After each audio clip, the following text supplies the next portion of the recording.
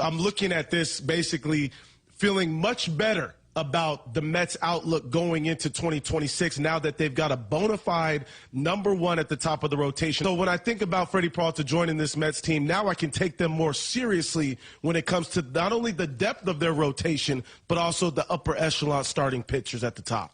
Alongside Alex and T-Bone, I'm BK. You got BK and Ferrario here on 101 ESPN. It's 11:04. Your time check brought to you by Clarkson Jewelers, an officially licensed Rolex jeweler. That voice you just heard was Xavier Scruggs on MLB Network Radio earlier today.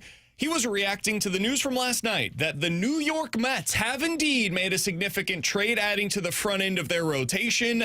They have acquired Brewers starting pitcher Freddie Peralta. Now, in return, they gave up quite a haul, Alex. They gave up a top 30 overall prospect in Major League Baseball, a shortstop who maybe will end up in center field, guy by the name of Jet Williams. He's like 5'7". He's a small guy, but he's got a decent amount of power, runs really fast. Yeah, you don't name your kid Jet unless he's a fast runner. And you're not a Brewer if you're not fast. He's perfect for the Brewers. Good defensively, runs like hell, just classic Milwaukee Brewers. They also threw in a right-handed starting pitcher by the name of Brandon Sproat, who got some major league opportunities last year, will probably fit right into the Brewers starting rotation this year. We all know how that's going to go. He's going to be really solid. It doesn't seem as though this is a guy with huge upside, but legit mid-rotation starter. Big news yesterday in Major League Baseball. Let's start out with this. What was your reaction to the news, Alex? I'm genuinely curious because Freddie Peralta is a really good starting pitcher. I personally am biased against him because it seems as though every time he starts against the Cardinals, he's terrible. So what was your reaction yesterday when you saw big trade in Major League Baseball, Freddie Peralta, who's been rumored to be available all offseason, finally dealt to the New York Mets? I like the aggressiveness of the Mets, and frankly, I've liked the aggressiveness of the Mets all season, but here was my reaction. Is he a number one? I don't think Freddie Peralta's a number one. I think he's looked like a number one, but I don't think he's a number one. And the Mets don't have a number one. So, I mean, again, I like their aggressiveness with this. And, I mean, you added to a rotation that's got some pretty good arms, including Kodai Senga, if he can stay healthy. And that doesn't raise the ceiling for the New York Mets, in my opinion, to where they go out there and they get a clear-cut number one dude who is going to elevate that starting rotation. So it's a lot to give up, but if you're the Mets, you're aggressive and you go after it. I think if I was the Mets, I probably just would have, because I have an endless bankroll, I probably would have just thrown money at one of the free agent starting pitchers that were available. But again, I don't like to shoot down teams that are aggressive when you know that you have holes that need to be filled. It's just I think I would have gotten less aggressive for something like this that doesn't really match what my necessity is, which is a number one for my rotation. But who's that guy? That's the thing. I don't know if it's out there. Probably. One of the free agent starting pitchers. You're paying $200 million for Framber Valdez. That doesn't fit what their GM does. I think Stearns doesn't fit New York. I agree. If you're the Mets, what's the goal? To win the World Series. You got a roster that's here to win the World Series. Yeah. I am in agreement with you. I'm playing devil's advocate here because David Stearns doesn't do that. David Stearns is somebody who is allergic to spending money on his rotation. I think that's silly. You are the president of baseball operations for the New York Mets, who have one of the richest owners in all of sports. Use that. Use that might and flex it and go use your biggest advantage in the market. But they choose not to, and so instead what you get is Freddie Peralta. So if we operated under that assumption of they're not going to spend that money for the top of the market pitching, I do think this is a really solid alternative. I agree with you, Alex. I don't think Freddie Peralta is a number one. I think we're going to get to the deadline, and we're all going to be saying what is obvious to me right now, at least. They're lacking that true ace. And guess what's really hard to find at the deadline? An ace. Good luck. Maybe Tarek Skubal will become available. Maybe, if the Tigers are terrible. I suppose that's possible. But otherwise, good luck finding him. Good luck finding the starter that is going to put you over the top. Those guys just don't really exist. I think they're going to be leaning heavily this season on Nolan McLean, who's their top starting pitching prospect. He was good last year. Just a lot to put on a young guy. So I think it's a solid move. I think they overpaid. I think Brewers made out really well. That was my reaction. In this deal for them. But if you're the Mets and you're not going to spend the money, this is probably what you had to do in order to push the Brewers to moving Freddie Peralta this offseason. Also, applause to the Brewers for leaking the Dodgers were involved in the Freddie Peralta sweepstakes. Because not a coincidence, right, that report came out 5 hours before we saw the Mets end up pulling off this trade and giving up a haul to Milwaukee to make this occur. My initial reaction was, oh, this is so David Stearns, because he doesn't want to give out multi-year deals to starting pitching. And then on top of, holy crap, he overpaid for this. Because I couldn't believe that Milwaukee made out like this. And depending on how you want to look at the return, but some are saying, and Keith Law said this today, it's better than what they got for Corbin Burns. And Corbin Burns is a better pitcher than Freddie Peralta, because I'm in agreement with you guys. I don't think he's a 1. I think he's a really good 2 on an elite staff. And instead, he's going to be the 1 for them on a rotation that's filled with a bunch of 2s and 3s. I feel like, and I know I must be in the minority because we were texting about this last night, I feel like the Mets have done a whole bunch of wheeling and dealing and letting guys go to get to like where I think they probably were going to be last year, which is like 86 wins. That's how I feel about the Mets, which feels weird because they are the New York Mets with that unlimited pocket of Steve Cohen. Like, I am not a fan of their offseason. I don't like what they have done so far. I think they've potentially gotten to about the same point that they were at last year.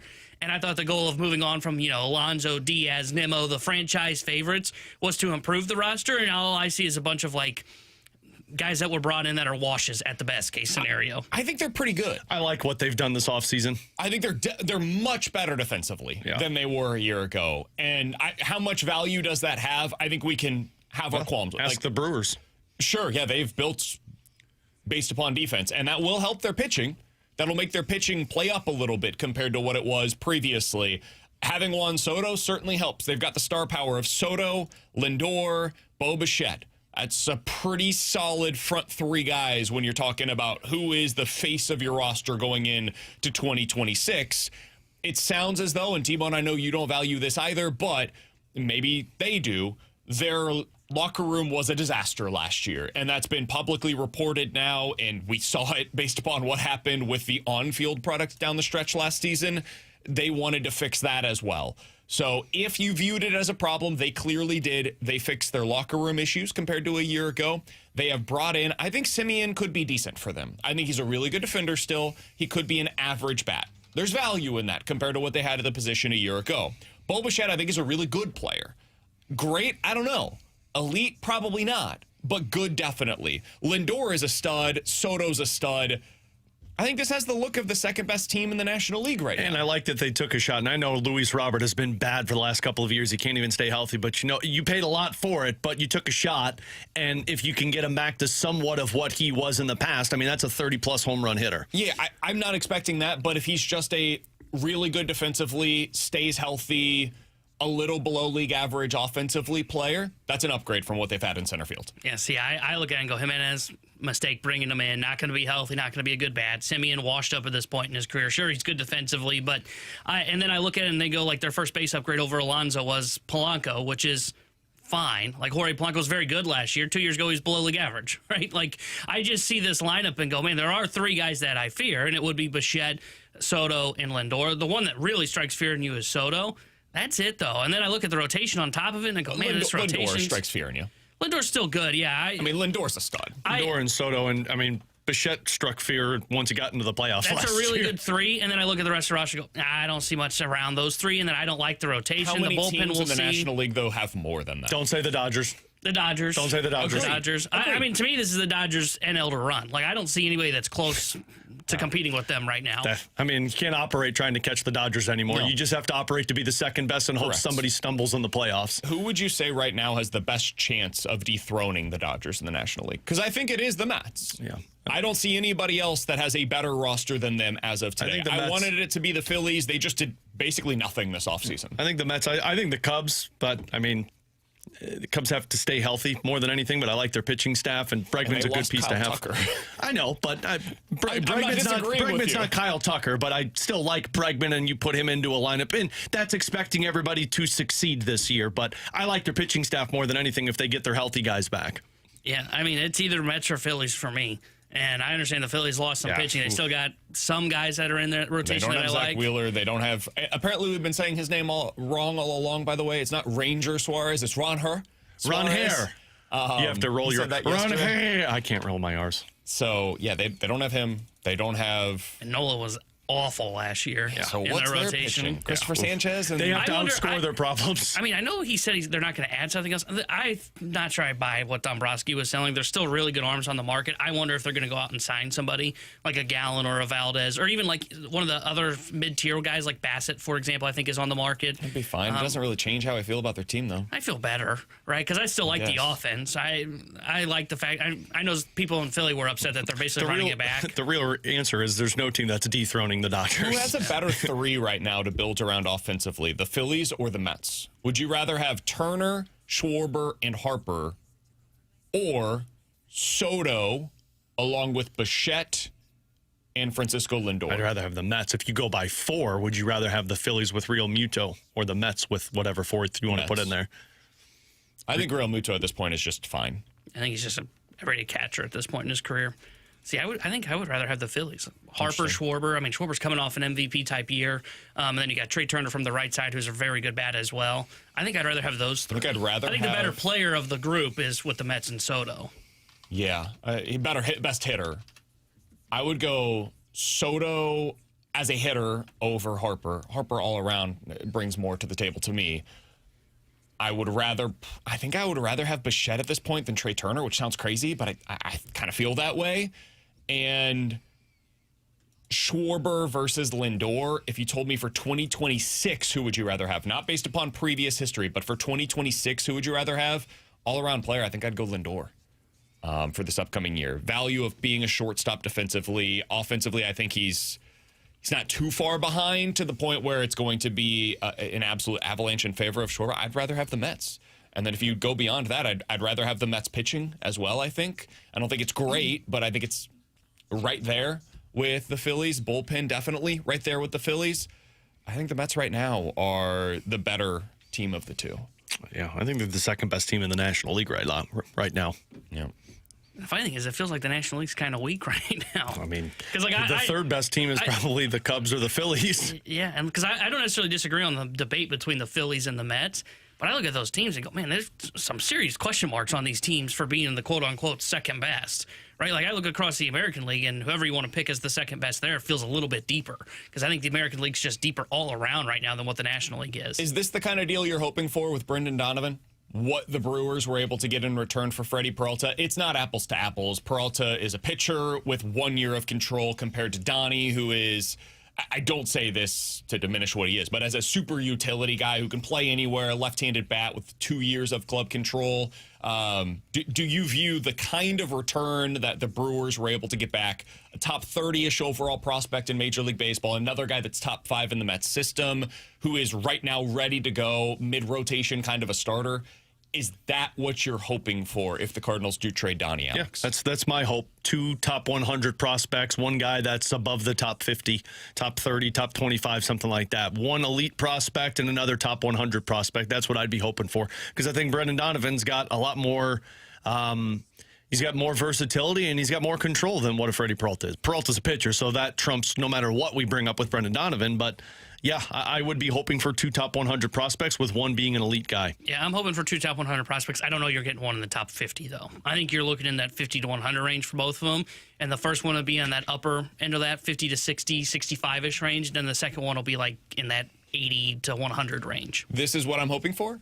And I think the fact that we saw a deal like this late in the offseason gives me hope and optimism that something like this will still be out there potentially for Brendan Donovan. I know there's some concern/frustration among a segment of Cardinals fans that, hey, why isn't this done yet? We're into late January, and they still do not have a deal in place for Brendan Donovan. Why? Is he screwing this up? Is Chaim Bloom asking for too much? I think what the Brewers did here is a reminder, hey, baseball's offseason just goes at a different speed and a different tempo than every other major sport. So this is exactly the kind of thing that I would be targeting if I'm Chaim Bloom. The fact that it was still out there for another team, gives me hope and optimism that it could also be out there for the Cardinals. Alongside Alex and T-Bone, I'm BK. It is 11:17. Your time check brought to you by Clarkson Jewelers, an officially licensed Rolex jeweler. If you guys want to get involved in the show, you can check us out on YouTube at youtube.com/101ESPN-STL. That is where Jeremy and Bill and Matt and Gator and so many others are joined right now in the YouTube chat, the Graveyard, as they like to affectionately call themselves. You can also check us out and text into the show at 314-399-9646. That is the Air Comfort Service text line. In 15 minutes, we'll talk to Joey Vitale, but next, is this the best fix possible for college football's calendar? We'll go ahead and let you hear what Josh Pate had to suggest for it next here on 101 ESPN.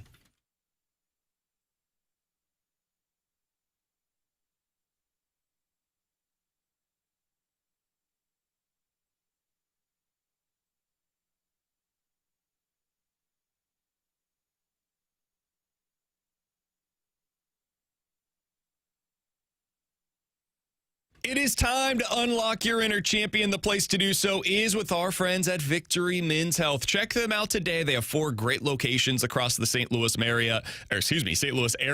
I went to my location out in Town and Country the other day, went in, and they were able to check out my micronutrient levels. Last time I went in, I was on a vegetarian diet. My diet has since changed, so I need to find out, okay, where are my deficiency levels now compared to where they were a year ago? Are they significantly different? They're going to be able to help me out with that. Go back in for a return appointment, and they can give me everything that I need whenever they do have those levels ready to go for me. They'll put together a personalized plan. It will help me unlock my inner champion. That's what it means for me. Could mean something very different for you. Maybe it's erectile dysfunction. Maybe it's weight loss goals that you're trying to meet. Low testosterone. If you're feeling the symptoms, go into Victory Men's Health. They'll check out where your levels are at and get you back on track. Book that first appointment today. It's online at victorymenshealth.com. Check them out today. All they have to offer is available for you at victorymenshealth.com.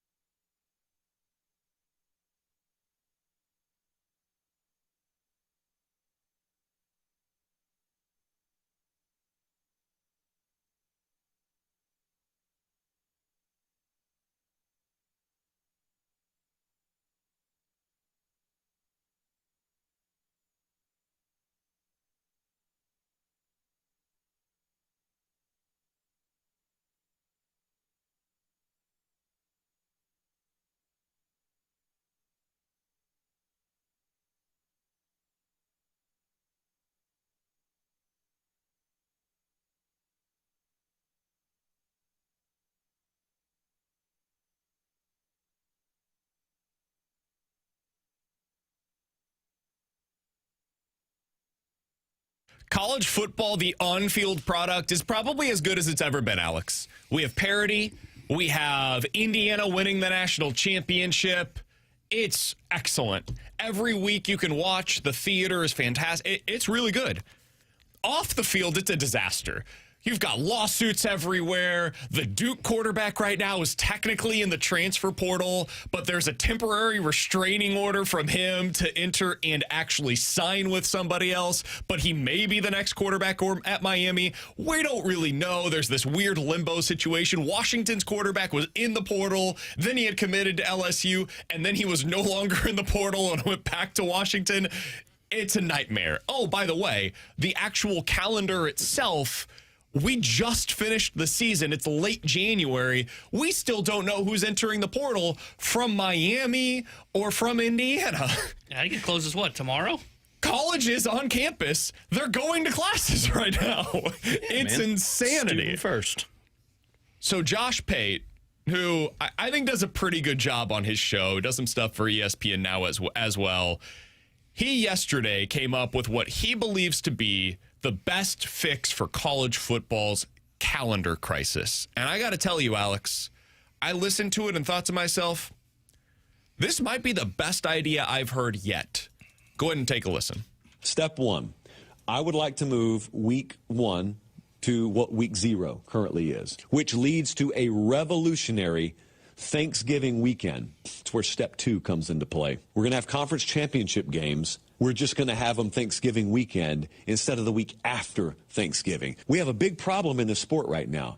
Bowl season has been rendered largely irrelevant compared to what it used to be. So I'm taking the shock panels, I'm rubbing them together, whatever that gel is in between, putting them on the chest of bowl season. Clear, boom, bowl season's back. I'd like to take 6 bowls. Don't particularly care which ones they are. Let's just call it the Citrus Bowl and the Pop-Tart Bowl, Cheez-It Bowl, etc. Either that Friday after Thanksgiving or that Saturday. You guys can choose. Take all the teams that are going to play in conference championship games, take them off the board. They're already preoccupied. These are bowl games. They are also college football playoff data points. These games count. You could play yourself into or out of the playoff because the day after, that Saturday, that is Selection Sunday. And then step 5, round 1 happens a week later. On campus is held the first Saturday in December. Round 2 of the college football playoff, held on campus, is held the second Saturday in December. Round 3, finally going to kick it to a neutral site, only because I think I have to. I don't want to. That's the third Saturday in December. And then we break for Christmas, and our national championship game is held New Year's Day. And we crown a national champion, and the season's over. And step 6 is immediately after that. You have signing day, and you have your transfer portal window. My only one problem with what he said is bowl season's never coming back. So what he said, though, would generate buzz. Oh, my God, yeah. Are you kidding me? So that Vandy, who'd they play in the bowl? Iowa? Would have been the playing game. Kind of, yeah. More or less. For Vandy, it would have. It can at least help them, Iowa, right? I don't know It gives them a data Iowa. point of you beat another top 25 team. So that game that they were trying to get on the books, I think it was Vandy versus, was it Miami? Wasn't it Utah? Whoever it is, that game in this scenario is actually played. It's not just some non-sanctioned fight. You know, like Vegas has to sanction fights. This would be like a non-sanctioned game that was played by NCAA. No, it's a neutral site game for those 2 teams. Now, I think it might be a little tough on fans to get there, so I don't know what the attendance would be like for those particular games. But it's a data point, if nothing else. It does bring some buzz. It's not as though these games are particularly well attended right now. So whatever. If you get 30,000 fans in the stands for the game, all right, it's an exhibition. But it does count. I kind of love it, T-Bone. You start playoff action earlier in the season. If you're starting it on Thanksgiving and you're giving people playoff football from Thanksgiving until New Year's weekend. That, to me, is the perfect idea for college football. And you're done with the playoff. And you're not waiting when the month. NFL begins its playoffs. Yep. And Which you're is not the smartest part about it. And you're not It's waiting brilliant. a month for another game to be played where people are checked out of it by then. And the transfer portal is the right time. Bingo. I apologize for No. interrupting. You and I were thinking the same way. The portal opens after the playoffs have ended. So you get the buzz continuing into the playoff, and then after the playoff, your effective free agency begins and continues that buzz into the start of the spring semester. I I want to poke some holes into this idea. I think the biggest hole that you could poke into is probably the bowl idea. Other than that, all of it seems pretty simple. Yeah. You're basically playing every week the playoffs, which is what the NFL does. It's no different than their schedule. There is no bye in this scenario. Maybe that's your biggest issue that you could put into it is, hey, these kids deserve maybe a bye. But like Christmas would be the quote-unquote bye going into the national championship game, kind of similar to after the championship game in the NFL. You get a bye week where you have the Pro Bowl and then the Super Bowl. I love it, man. I think this is great. It's a perfect idea, which is why it'll never happen. Yeah. No. Well, and like what he's talking about, like when you stick to the 12-team playoff, like in theory, I like the bowl idea post-Thanksgiving. Now, I don't think all 6 of those bowls probably matter. It probably comes down to like 2 or 3 at best matter, but who cares? It's still data points that you can get out there. You can give Vandy another shot to help themselves out, or a team like BYU an example to hurt themselves. The only thing I don't know that you need is the championship games. I don't know like if that's necessary. That's one hole that I would poke at it. I don't know that we still need the conference championship games. Sure, eliminate those, put them into the bowls. Because that the would bowls be that he's talking about. Just put them in there, or give them the bye. Exactly, that would be the way that you could make those bowl games really matter. Because otherwise, I mean, I guess it kind of worked this way out this year. But like BYU, for example, played in that championship game. To where worst case scenario, they lost, they were out. They won, they were in no matter what because they automatically qualified. But rather than having that be BYU versus Texas Tech, maybe it would have been BYU versus Vandy in a bowl game. Like that's the only thing that I would say that you don't necessarily mean, because some of these conference championship games, as we've seen, don't necessarily mean a whole lot, right? Like the SEC championship game didn't really mean a whole lot this year. The Big Ten championship game, we talked about it at the time. Okay, so it was basically who gets to be the 1, who gets to be the 2 when it came to the college football playoff rankings. They don't really matter. That's the only thing that I would say, like hearing him describe that would be the one thing I would just say, and it's not even like a major issue, right? I would just say, get rid of the conference championships. Let's go into those 6 bowl games that he's talking about. Let's play those. And then if you win the regular season title, boom, you're automatically qualifying with that conference championship. My biggest issue with the current schedule is that we play these championship weekend games on December 6th. And then we do not play a playoff game until December 19th, and we just finished the regular season on like January 19th. So between December 6th and January 20th, we had the playoff. That is way too long. That is 6 weeks of college football to finish the college football playoff. It's just unnecessary. And during all of this time, coaches are putting together their recruiting classes. They're putting together their transfer portal plans. Everything is basically crammed into a 3 to 4 week period in college football right now, and it's nonsense. It's completely unnecessary, and it's all going up against the biggest event that we have in America, if we're being real, with sports, which is the NFL playoffs. Look at the ratings from this past weekend. Man, 50 million people were watching the Broncos versus the Bills in overtime. 50 million people. That's for a regular season event. You want that audience captivated on your sport. And instead, they were talking and thinking and listening to conversations about what happened in the NFL instead of all of that buzz going toward college football. So Josh Pate, I think he had the exact right idea for the direction that college football should be going in. It will never happen because it had way too much common sense involved with it, and that's not the way the NCAA operates. No, somebody on the text line, by the way, said, what about Army-Navy? I'm sorry. I do not care. Play them on a Friday. If you want to play them on like the Black Friday day, or if you want to have all of these games on that Saturday and then have Selection Sunday the following, fine. Give them their own time slot if you want to, where these games are all played around the Army-Navy game. But for them to have their own quote-unquote day, whatever. Who cares? Nobody else gets that treatment. I'm sorry, but like it's college football. This is basically a professionalized sport now. If we're going to treat it as such, this is the direction that the sport probably needs to go in. All right, coming up in 15 minutes, we'll get into questions and answers. 31439. Yeah, we've already done that with plenty. The border war doesn't exist anymore. We kept Army, Navy. That's the one that matters. Thought it was non-negotiable. That's got to be Texas versus Texas A&M weren't playing together for a decade. I think we can go ahead and change more of the traditions that exist within college football as everything. Dude, USC's in the Big Ten. So? He's got a point, man. Joey Vitale joins us next.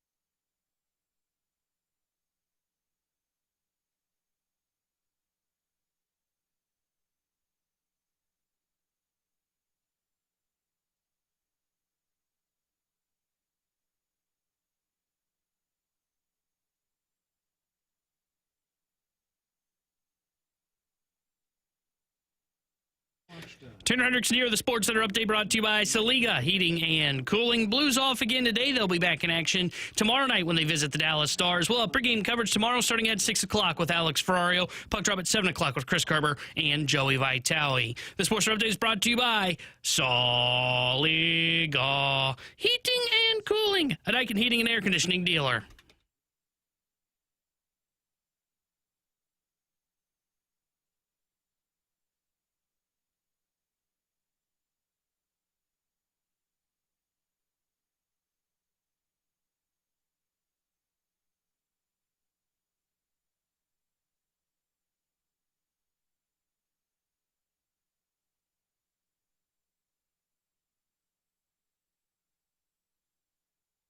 Alongside Alex and T-Bone, I'm BK. It's BK and Ferrario here on 101 ESPN. Blues off once again today. Got a nice off day in Dallas for our guy Joey Vitale, who joins us now via the Callier and Thompson hotline. Joe, how you doing, man? Joey! Joey Vitale!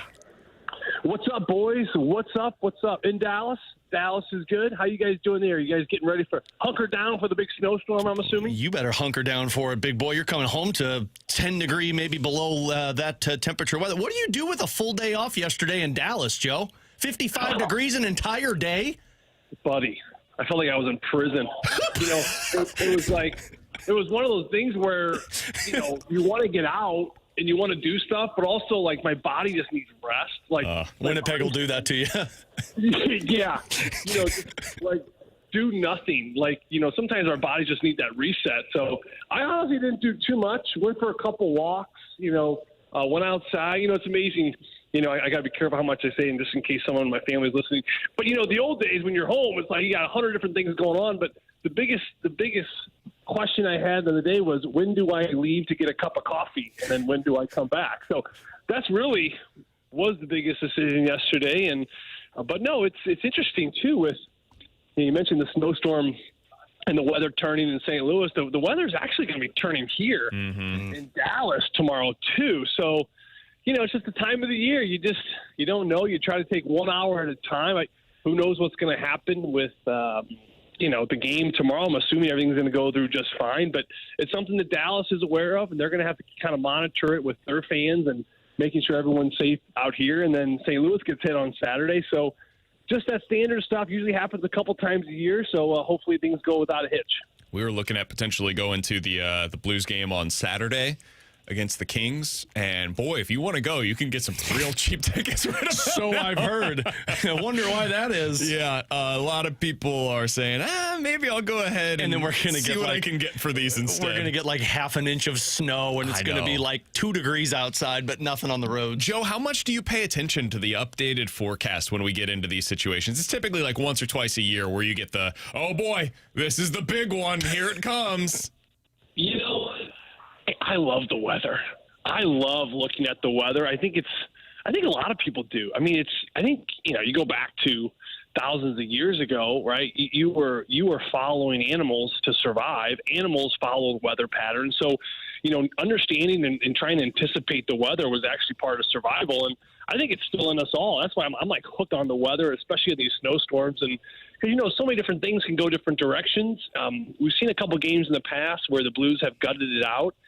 Yes, the attendance is low, but the issue becomes where you're surely, number one, you want everyone to be safe. But at the same time, if you feel like it is safe enough, sometimes you got to bite the bullet and understand that, attendance is going to be down. Like tomorrow, for example, I think people in Dallas are really freaked out. 2 inches in Dallas is like 14 feet in Winnipeg. You know what I mean? And they don't have the trucks. They don't have sometimes the stuff to withstand even a few inches of snow, and it makes people very nervous down here. So with that, they have to kind of weigh the options, and, attendance can drop. And then what the balance becomes where, why don't you just reschedule? Well, it's not that easy. For example, the Blues have a back-to-back. They're LA showing up, of course, tomorrow night, and they're going to play their Saturday. Well, then why don't you move back to Sunday? Well, you don't know LA's schedule. You also don't know building availability. There's so many different things. The Blues play their final game before break, I believe February 4th. There are games on February 5th, so why not just move that Dallas game to February 5th? Because you're already here. That's where you play. You play at Dallas on the 4th, for example. But you don't know, are the Mavericks playing? You don't know different things. So there's so many different things that go into it. It's an unfortunate situation, but also at the same time, it's out of your control, and you just try to make the best decision. So we will see how the next kind of 24 to 48 hours kind of go. Can confirm the Dallas Mavericks play the San Antonio Spurs at 7:30 on Thursday, February the 5th. Joe knows what he's talking about. So, I mean, I honestly didn't know that. So there you go. So the building availability is not there for that very next day because, remember, the freeze starts on the 6th. There's no NHL games on the 6th. The Blues actually played 2 days prior. So it's another one of those things where you have to just try to make do and make the best of it. It's happened a couple times. And remember, not to say this is going to happen, but last year the Blues, I think it was either weather or airplane related, Alex, help me out, but we were in Minnesota. Yeah.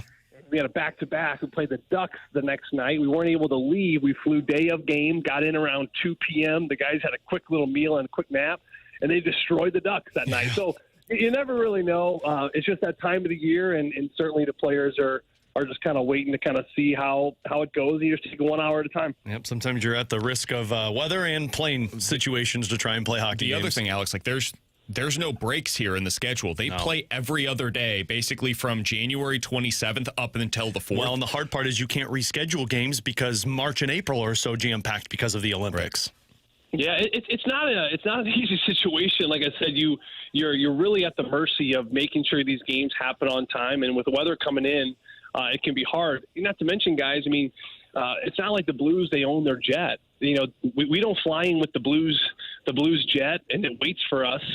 When we're ready, it takes off. I mean, like most teams, there's only a couple teams in the league that actually own their own plane. I think the Red Wings are one team, and maybe a few others outside of that. But even like the Toronto Maple Leafs, like they have a charter. I think they use Air Canada. Like other teams use Delta, and certainly the Blues, they have their charter with a few different planes. But you know, you have to kind of fit into their schedule as well because they're moving other teams around the country, you know, so it's not like there's a plane just waiting for them and they can take off and leave whenever they want. You know, it's not like flagging down an Uber, like, hey, we're going to leave in an hour. Can you get us a plane? It takes some planning, you know.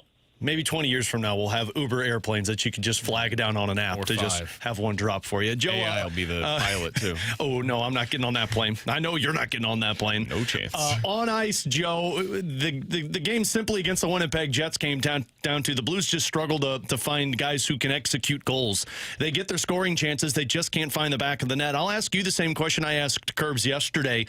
Do you believe that the Blues have finishers on this team that just have yet to develop, or do you think this is a matter of they're going to have to look outside for more help in that area? No, I think they have the guys. I think they have the personnel. I think that different individuals, for different reasons, just aren't finding the back of the net. You know, Jimmy Snuggerud, for example, he's a young kid. I think that, you know, I was talking to the Fast Lane a little bit yesterday, but I think when he comes into the league, you know, there is that kind of feel it out process. I think, you know, you want to come in as a young player. You want to serve others. You want to be obedient. You want to maybe pass first, even though you are a shooter. I think he's starting to make that mental switch where you're starting to see him shoot way more now. So that's something that's coming. You know, and then you look at the flip side, like a veteran player, an established player, and Jordan Kyrou. Well, what's his issue then? You know, Kyrou, to me, he's just missing the puck. He's missing the net a lot. You know, and I'm not exactly sure why. I know he's been kind of tinkering with different patterns and different sticks, and he's just trying to find his rhythm. But a lot of opportunities he's getting, I think he's still got the same pop, but it seems like the accuracy isn't quite there. We've seen him, you know, with 3-4 different breakaways in this past month. Those are the ones he usually capitalizes on. He's missing those just, you know, momentarily or briefly. So I think that, you know, he's trying to get dialed in. With all that being said, no, I think the finishing touch is there. You know, a lot of times the goal scoring being down is because your special teams. That's another area. You know, power play got a goal last game. I think they need more of that. You know, a lot of the offense will come from the power play. I mean, heck, look at, for example, you know, the Edmonton Oilers. I mean, Connor McDavid, the amount of points he has, it's crazy to think that so much of those points come from the power play. And I think that that's going to be something that slowly continues to improve upon. We saw Kyrou get a goal last game. You know, he sets his feet, he shoots the puck. That's a play that 99% of the time I feel like in the past he would have stopped. He would have looked for that pass, and he ends up shooting the puck, and it goes in. So just that mindset, the shift on a power play can certainly help your goal scorers, special teams, then all of a sudden becomes more points, and then it can take that confidence in the 5-on-5. Hey, Joe, stay safe out there, man. In all seriousness, it's going to be pretty dicey out there this weekend, whether it's here or in Dallas. Wish you and the fam nothing but the best. We'll talk with you again next week. Hey, sounds good. Remember, there's always a flip side of this. This is maybe the they call it ODR season. Which you guys don't know. It's outdoor rink. This is what the kids call it. That's what all the kids are calling it. These ODR. This is my wife's favorite time of the year. She's freezing her butt off. I take away the driveway. We build the old ODR for the kids to rip and roll. And like I said, there's always a good sign, a bright side to everything. Hey, take care of those chickens, Joe. You got like 80,000 of them, and I don't know how they're going to fare in this cold weather. Hey, speaking of, so we got a heater. We got a heater in the coop. For all you people out there worried about my chickens, my wife got a portable heater. We got the extension cord. Them chickens are going to be just fine, especially our little silkies. We got these little Bantam silkies. These things are real tiny. Yeah, they'll freeze up. The chickens don't like cold, and they don't like to be wet. You can't get them wet, and they can't get cold. So the chicks are doing good. They're still producing lots of eggs, too, which is good. Love to see Joe Vitale's house is just like the place to be these days. Joe, take it easy, man. We'll talk with you next week. 10-4. See you guys. See you, bud. That's Joey Vitale joining us as he does each and every Thursday here on BK and Ferrario. I didn't know chickens couldn't get wet. Did you know that? Actually, don't. I think they can. I think they prefer not to. Is my guess. That's my read on the situation. Well, if they prefer I don't not know to, that. then they can't I get shouldn't wet. speak out of turn. I don't know that to be the case, but that was my interpretation of what Joe said. I'm going to go off of what Joe said. I don't plan on raising chickens on my own, but every once in a while I look at Katie when I buy a carton of eggs at the grocery store. I'm like, why not? And then she's like, you cool with going out there and taking the egg from the chicken? I said, no, those things creep me out. I was about to say something that I don't think would have been great for us on the air. Coming up next, 314-399-9646. That's the Air Comfort Service text line. Questions and answers here on BK and Ferrario.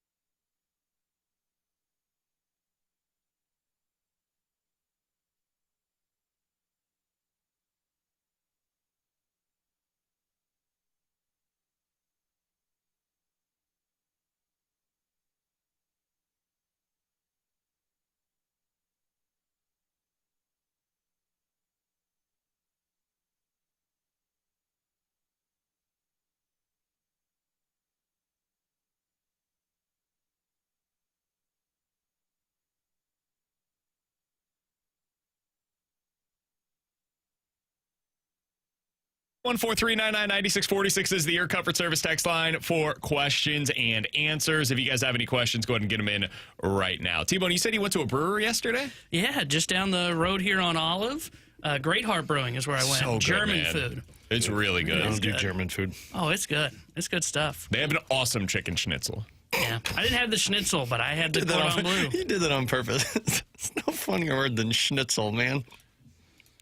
That's not true. I can think of a couple funny words, but my immaturity comes out on those. All right, from Schnitzel's just artificial unintelligence, Alex, would you trade Kyrou to Seattle for a package that includes Shane Wright? This is assuming Kyrou would waive. I know Seattle was interested last offseason. I plead the fifth. This is our segment at 12:30. So, yes, I would. And I wouldn't even go for Wright and a pick. I would just go straight up to make the deal happen. Seattle, if people remember correctly, we're talking to the Blues in the offseason, and the report was that the Blues were going after their first-round pick, which was like top 10. Didn't happen. No trade kicked in. If he would agree to Seattle, I would look at that because Shane Wright is the perfect piece to fit into the core that they're looking for. A 22-year-old center who's played 2 years in the NHL, and Seattle has just basically said, we're done with him. He's a third-line center for us. What's wrong with him? I don't think anything. I think Seattle's mishandling him the way that Edmonton mishandled Broberg. I mean, they chose Chandler Stevenson over Shane Wright to play top six. But they're doing that for a reason, right? I mean, have you seen Chandler Stevenson's numbers? He's far more productive than Shane Wright. I don't know if I agree with that in terms of what he's doing, but look at the ice time. Like, he's getting a lot of ice time. He's getting power play time. I think Shane Wright's a better player than what they're doing. I've been out on Shane Wright in the past, but I also look at this and say they're prioritizing winning over development, which I can understand, but I don't think they have a team that can win right now, and they paid a lot of money to Chandler Stevenson to come in and fix it. They've been decent this year. I don't know, man. We'll talk about this a little bit more, expanding on it coming up in the 1 o'clock or in the 12 o'clock hour. Shane Wright's interesting to me, and I wouldn't necessarily be opposed to it. I do wonder if he's just more of what you already have, though. He looks the part of a middle six center that's going to be probably like a 20-goal scorer. Again, that's fine. That's not a bad thing, but he's not very good on the faceoff dot, like actually actively bad at faceoffs. He just doesn't really inspire a whole lot from me. There's not a excitement factor with him outside of the fact that he was a top 5 overall selection and was projected going in as the number 1 overall pick. Totally, and I get that when you look at the numbers because I was that way last year. But at some point, I also look at it and say, yeah, but he's been kicked to the bottom 6. How much opportunities can you develop in a bottom 6 role? 314-399-9646 is the Air Comfort Service text line. From the 314, guys, if Benner was traded, who would be the team's number 2 goalie? Vadim Zarenko, or a goalie that they'd get in return on a trade. That's what I was thinking. My guess is they'll take a backup, so the team's take backup. a goalie from somebody. Yeah, that way they can make it work rather than bring up Zarenko, who doesn't look like he's ready for the AHL, let alone the NHL. Neither of the guys in the minor leagues are ready for the NHL. From the 217, did T-Bone drink at the brewery last night? I thought he only drinks on the weekends now. Well, it was one of those occasions where we happen to go out. Hey, man, you don't go to a brewery and order water. Yesterday? No, I Sperm actually cell don't. count goes when you do that. T-Bone doesn't have to worry. He's hoping for that. He doesn't want to get pregnant right now. True. That's what. Now I know why you actively drink. Okay, I broke the rule yesterday. Way to go, text line. Way to point T-Bone's it eating out. all of the processed food, drinking all of the beer. He's telling us about all the cheese whiz he's enjoying at a brewery. I had cucumber potato salad. That had to be healthy, right? It's not terrible. It's not terrible. What'd you have with it? Cordon bleu. A Bavarian pretzel? Those are good, man. Those are good. Dude, Some beer cheese. I'd mess around with a good Bavarian pretzel. And some schnitzel. 314-399-9646 is the Air Comfort Service text line. From the 618, would you rather build a franchise around Fernando Mendoza, Cam Ward, or Tyler Shuck as your quarterback? We'll throw Cam Shuck Ward. out to the side. Yeah, I was like, Shuck's not there. Cam Ward. I would go Cam Ward 1, Mendoza 2, Shuck a distant third. I would go just an unknown person at 3, and then Shuck can be 4 or 5.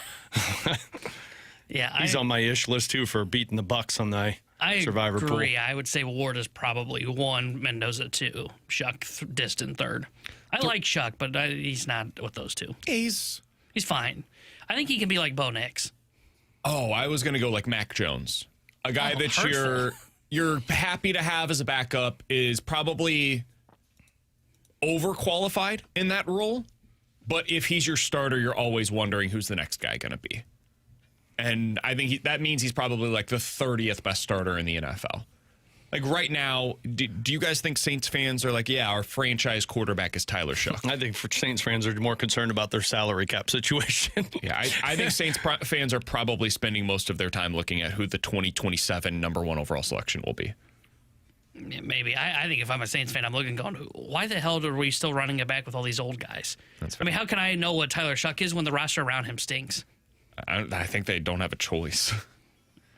That's the problem. Yeah, for sure. They put everything on the credit card for a number of years. All right, 314-399-9646 is the Air Comfort Service text line. Last thing here from the 314. As a small market fan, what do we have to look forward to? Man. In which sport? I was gonna say, the Blues have a salary cap, Pittsburgh? so they have to spend to the floor. And they always spend to the cap. Yeah, I mean, if we're just saying, like, as a St. Louis sports fan, what do we have to look forward to? Youth, baby. Yep, development.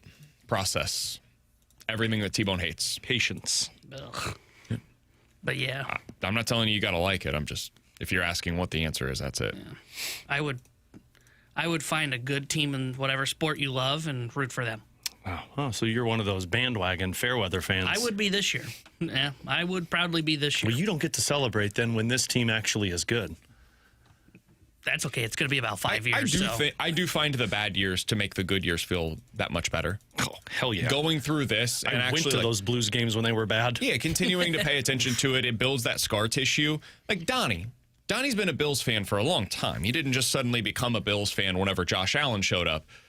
He watched Trent Edwards. He watched Peterman. Like, there have been some atrocious Bills team over the last 20 years. He went through all of that crap to get to where they are today. And that's going to make it feel that much better if and when they ever get over the top. So I would say the same thing is true. Like, if you're a Blues fan, 50 years of going through misery to finally reach the mountaintop made it feel that much better once you got there. For the Cardinals, I think it will feel better this time around than it did the past couple because, let's be real, like for a lot of people T-Bone's age, all they knew was winning Cardinals baseball. And so it almost became more about the failure sucked and the winning was just expected as opposed to vice versa. And now you kind of expect to be bad.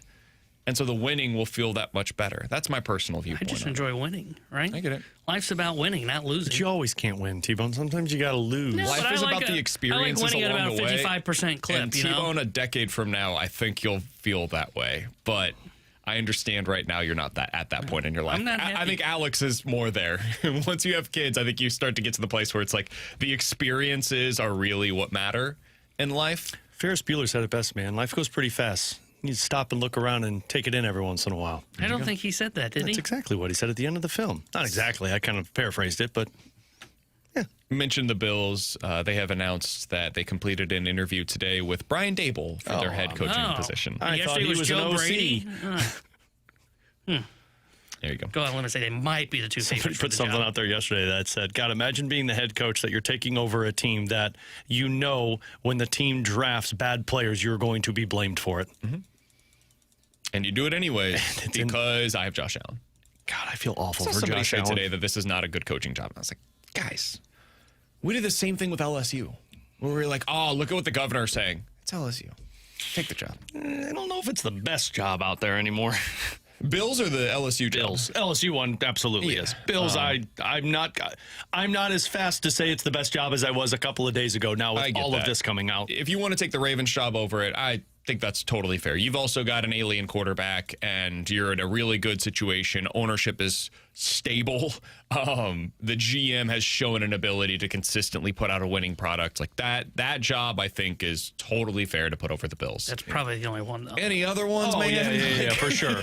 I'll take the guy at the quarterback position and figure out the rest later. I don't know how that, like, the team being built is always going to be your fault because the general manager is just covered. I'll say this. I don't think it will always be his fault.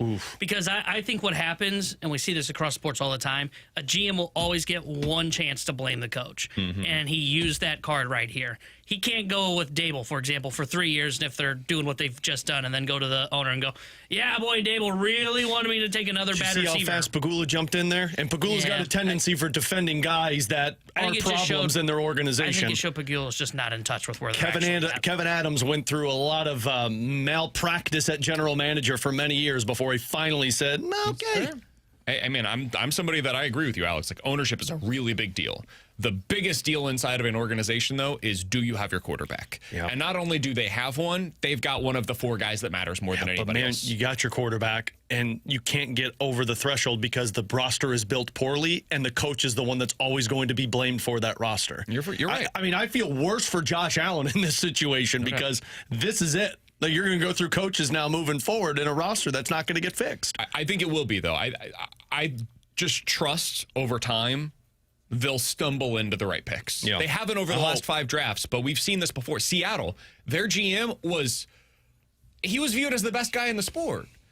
And they had this unbelievable run. And then he sucked because he had like 4 bad drafts in a row. And guess what? He's really good again. Drafting is really hard. It's so hard to get this stuff right because even in the first round, you've got like a 50% hit rate. It's a 50-50 proposition. And if you just play your cards correctly and you get it right 3 years in a row, you're the best in the world at it. And if you miss then 3 years in a row, which probability says very possible, even likely at times, now you're the worst at your job in the world. If the Bills get it right this time around and they do it again next year, they're going to be just fine, and they'll be able to put the talent around Josh Allen to potentially win a Super Bowl. If only they would have took Jalen Reed, who was drafted 50th overall. I don't know if you guys saw that or not. Coming up next, Baseball America has some research, and it shows just why the Cardinals are pinning all of their hopes to JJ Wetherholt. We'll tell you about it next here on 101 ESPN.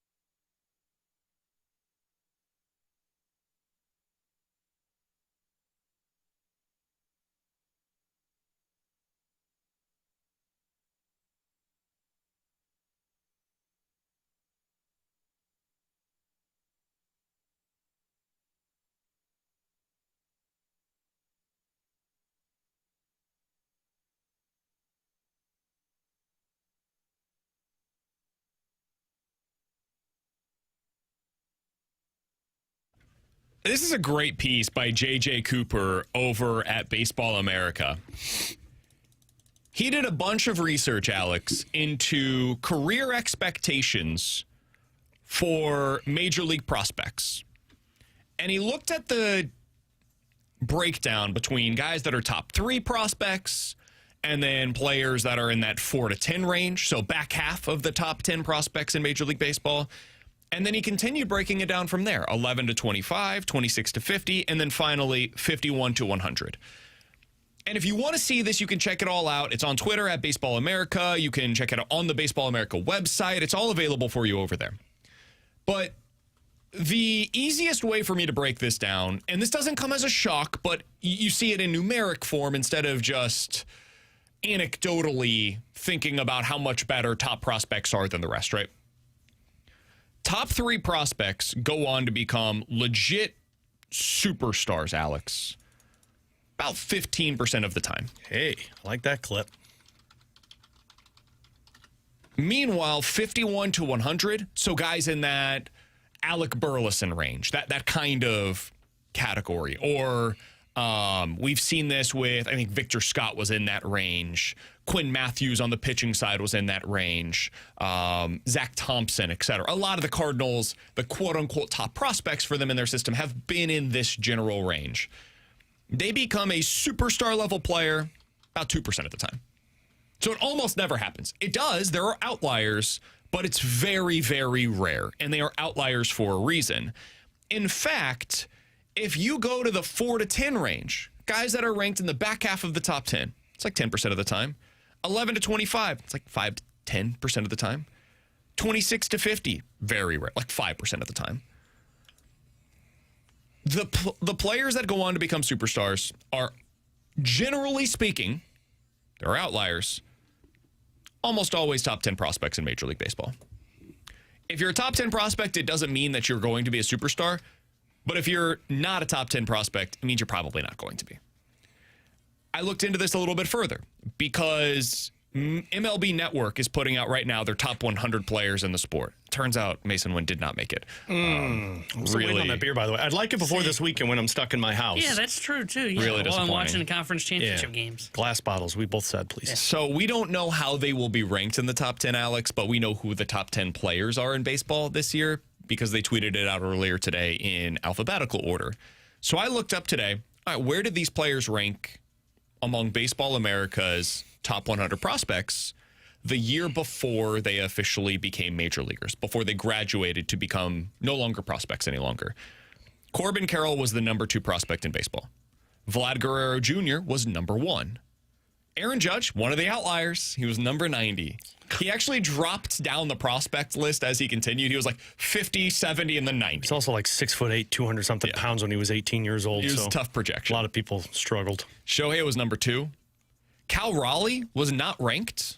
Quick riser, but did not get ranked in the system. He got more meat on that big dumper. Jose Ramirez, also not ranked before making it to the big leagues. Paul Skeens was top 10. Tarek Skubal, top 20. Juan Soto did not really play above high A ball, so he never had a chance to rise up the ranks of these lists. He was a relative unknown. He was 56, but he spent like 8 games above high A ball. He was just a freak. He probably would have been a top 5 prospect the next year if he stayed in the system as long as you typically would, but he debuted as a 19-year-old. And then Bobby Witt Jr., number 3. So almost all of these guys were top 10 prospects outside of Aaron Judge, outlier, Cal Raleigh, Jose Ramirez, and then again, the quick rise led to Juan Soto being outside of the top 10. I get all of this, Alex, and if I'm localizing it to the Cardinals, I look at their prospects list this year, and you see a guy by the name of JJ Wetherholt, who's top 5 in basically every system, somewhere in that range, whether it's 3, 5, 2, whatever. Almost all of them have him as a top 5 prospect. Man, do they need him to hit. Yeah. This is your shot. And I don't want to say it's your only shot because I think this is going to be a bad year, and this bad year might result in you drafting significantly high in the draft. I don't think you're going to be like White Sox, Rockies bad, but you're going to be bad. So maybe you have one more shot at this, but JJ Wetherholt feels like it's it. It feels like it's your one shot to do what you have been chasing since you had Albert Pujols and finding that star. Now, I'm not saying Wetherholt is going to be Albert Pujols, but nice, though. It would be very nice. I don't think it's going to happen. You've been searching for that superstar that's in the middle of your lineup that you say, cool, we build around this guy, and you failed more times than not, whether it's drafting and developing, whether it's signing free agency, or whether it's making trades. They failed. Now you've got a shot to go from the ground up with a young guy who has the potential to be a superstar. This is it. And if it doesn't work, if you fail to develop or he fails to develop or whoever you want to blame if it doesn't go well, you're back to square one. And that's how teams typically find themselves in recycling rebuilds, because they keep looking for more and more and more of those guys that you draft and develop if they're not willing to spend. So, again, they might have a higher pick in this upcoming draft because if this season goes poorly, that could present them another top 5, top 10 pick. But JJ Wetherholt feels like it's your shot for how much people are touting this kid coming into Major League Baseball. Yeah, he feels like the one that if you're going to do what ownership is saying, which is, hey, we are a draft and develop team, that's great. You know, that's what they kind of had been, but it wasn't. They hadn't developed the superstar internally. It was they developed the complementary pieces. But if you're going to rely on developing the superstar, he is kind of the last guy, the last hope as of right now in the system. Because if he doesn't do it, well, okay, then what do you do as an organization? Do you do what Alex was saying, where you end up being like the White Sox or the Rockies and you just start another cycle of a rebuild looking for the next guy to potentially be your superstar? Or do you have to go externally and find a way to get him? And based on the landscape of baseball, I don't know how they're doing that, right? They're not handing out the kind of contracts Bichette and Tucker were getting at that high of AAV. Are they going to be able to trade for a guy like that happens to fall into their lap like Goldschmidt and Arenado kind of did? Maybe, but if you're going to go with what they're talking about internally of, hey, we want to draft and develop our next core and draft and develop basically our next superstar, Wetherholt's the guy that you have to circle and say he's probably their best hope of doing so. The other thing, I mean, look at the pitching side of things, right? To trade for Freddie Peralta, who we all agree, good pitcher. Yeah. Legit number one, I don't know. I guess the Mets believe he is, but I personally don't. They gave up the equivalent of like Joshua Baez and Rynel Rodriguez. Yeah, but if you were going on the pitching side of things, I guess it would be like Quinn Matthews. Yeah, fringe top 100 would be the closest comp comp that you could give for the Cardinals. Man, that's a lot to give up from this system, and that's for 1 year of control over Freddie Peralta. And then you get the right to pay him $30+ million a year over a long-term contract if you want to keep him around. That's why they have to do some of the things that they've been doing. They've got to reinvest in their pipeline. Should they be going as all in as they seem to be? I don't know. We could have a conversation about that, but they've got to hit on these guys. They've got to be right, and JJ Wetherholt is the number one player to monitor in this regard. And then whoever they pick this year in the top 10-ish range, that guy is also got to be a really good player for them. And somebody on the text line brought it up. They said, hey, guys, Jordan Walker was supposed to be this as well. Absolutely, they missed. I'm glad they brought that up. He's why the current build didn't work. Because you look at what they had. Like, look at the roster that they've been fielding out there. And we'll take away Arenado and Goldie from it because it was kind of the hope that Mo had been envisioning, right? Walker's the top 10 prospect that develops into the star. And then think of all the guys that were in the top 100 for them. On the pitching side, it was Libby and Zach Thompson. Didn't really work for those guys. They're finally starting to get some results on Matthew Liberatore. You look at the position player side, it was Mason Wynn was a top 100 prospect. Alec Burleson was a top 100 prospect. Ivan Herrera was a top 100 prospect. And all those guys, I would say, have become what they lived up to being because they were in that kind of 50 to 100 range, which is good complementary pieces for the St. Louis Cardinals. The problem, though, the guy that was supposed to develop into the star didn't, and instead he developed into a bust. And now you're just stuck looking at this going, well, great, we had all these complementary pieces. What did it get us? 80 wins in a season, and now they're trading and picking the team apart because it didn't work. Yeah, just for context, Alec Burleson was around 90. He's like a back portion of the top 100 prospects lists. Mason Wynn was at 39. Nolan Gorman was at 34. I knew I was forgetting somebody, Gorman. And Jordan Walker on the Baseball America list going into 2023, number 4 overall. Yep. That's the one that really hurts because that guy should become a star. Maybe not a superstar, should, based upon recent evidence, at a minimum become a really good regular at Major League Baseball. About 10% of the time, these guys bust. It looks like that might be the direction that you're heading with Jordan Walker. It sucks. I hope that is not the case, and maybe this year he's able to get it back on track and at a minimum become a solid contributor. But yeah, you may have gotten an outlier in the top 3 overall prospect ranks. Coming up in about 15 minutes, who is the most improved Blues player this season? Saw a piece on that for the entire NHL. We'll discuss who fits that criteria for the Blues this season. Coming up in about 15 minutes. NFL Quick Hitters is next here on 101 ESPN.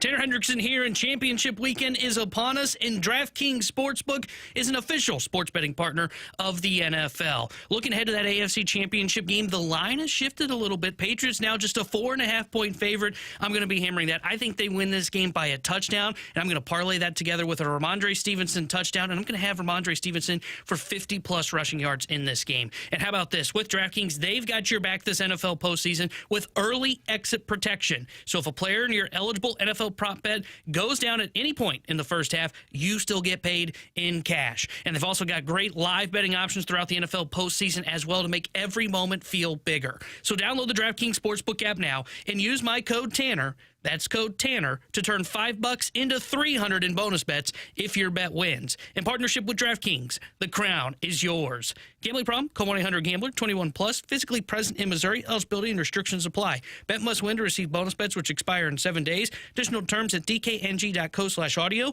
Limited time offer.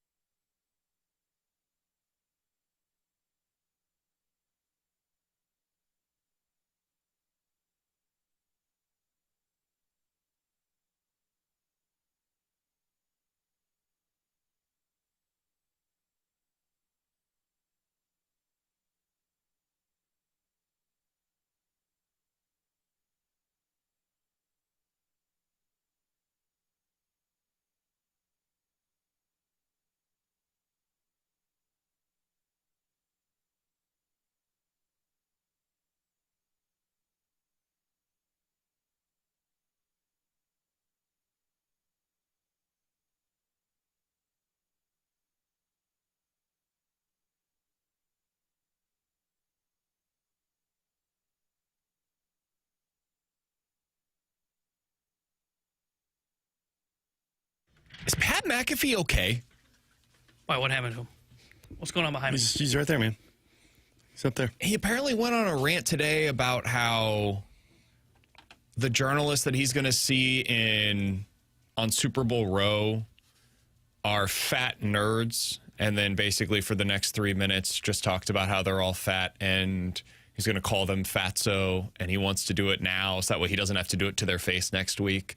And this is coming off of last week when he said sports media members are all like the worst thing in the world. What's going on? Is he okay? So I'm not even taking must exception be fighting to with it. somebody at ESPN, and he's taking it out loud on somebody else. That makes And sense. he's Pat Which McAfee, would and he make can do sense. it. Pat seems to fight with everybody, according to sports media people. Yeah, didn't he just go off on Dan Orlovsky or something like that on an interview? Oh, I heard about that. I didn't see it. I watched the video. Apparently, like, called him out for how he always defends Josh Allen and then nobody I agree with with him there.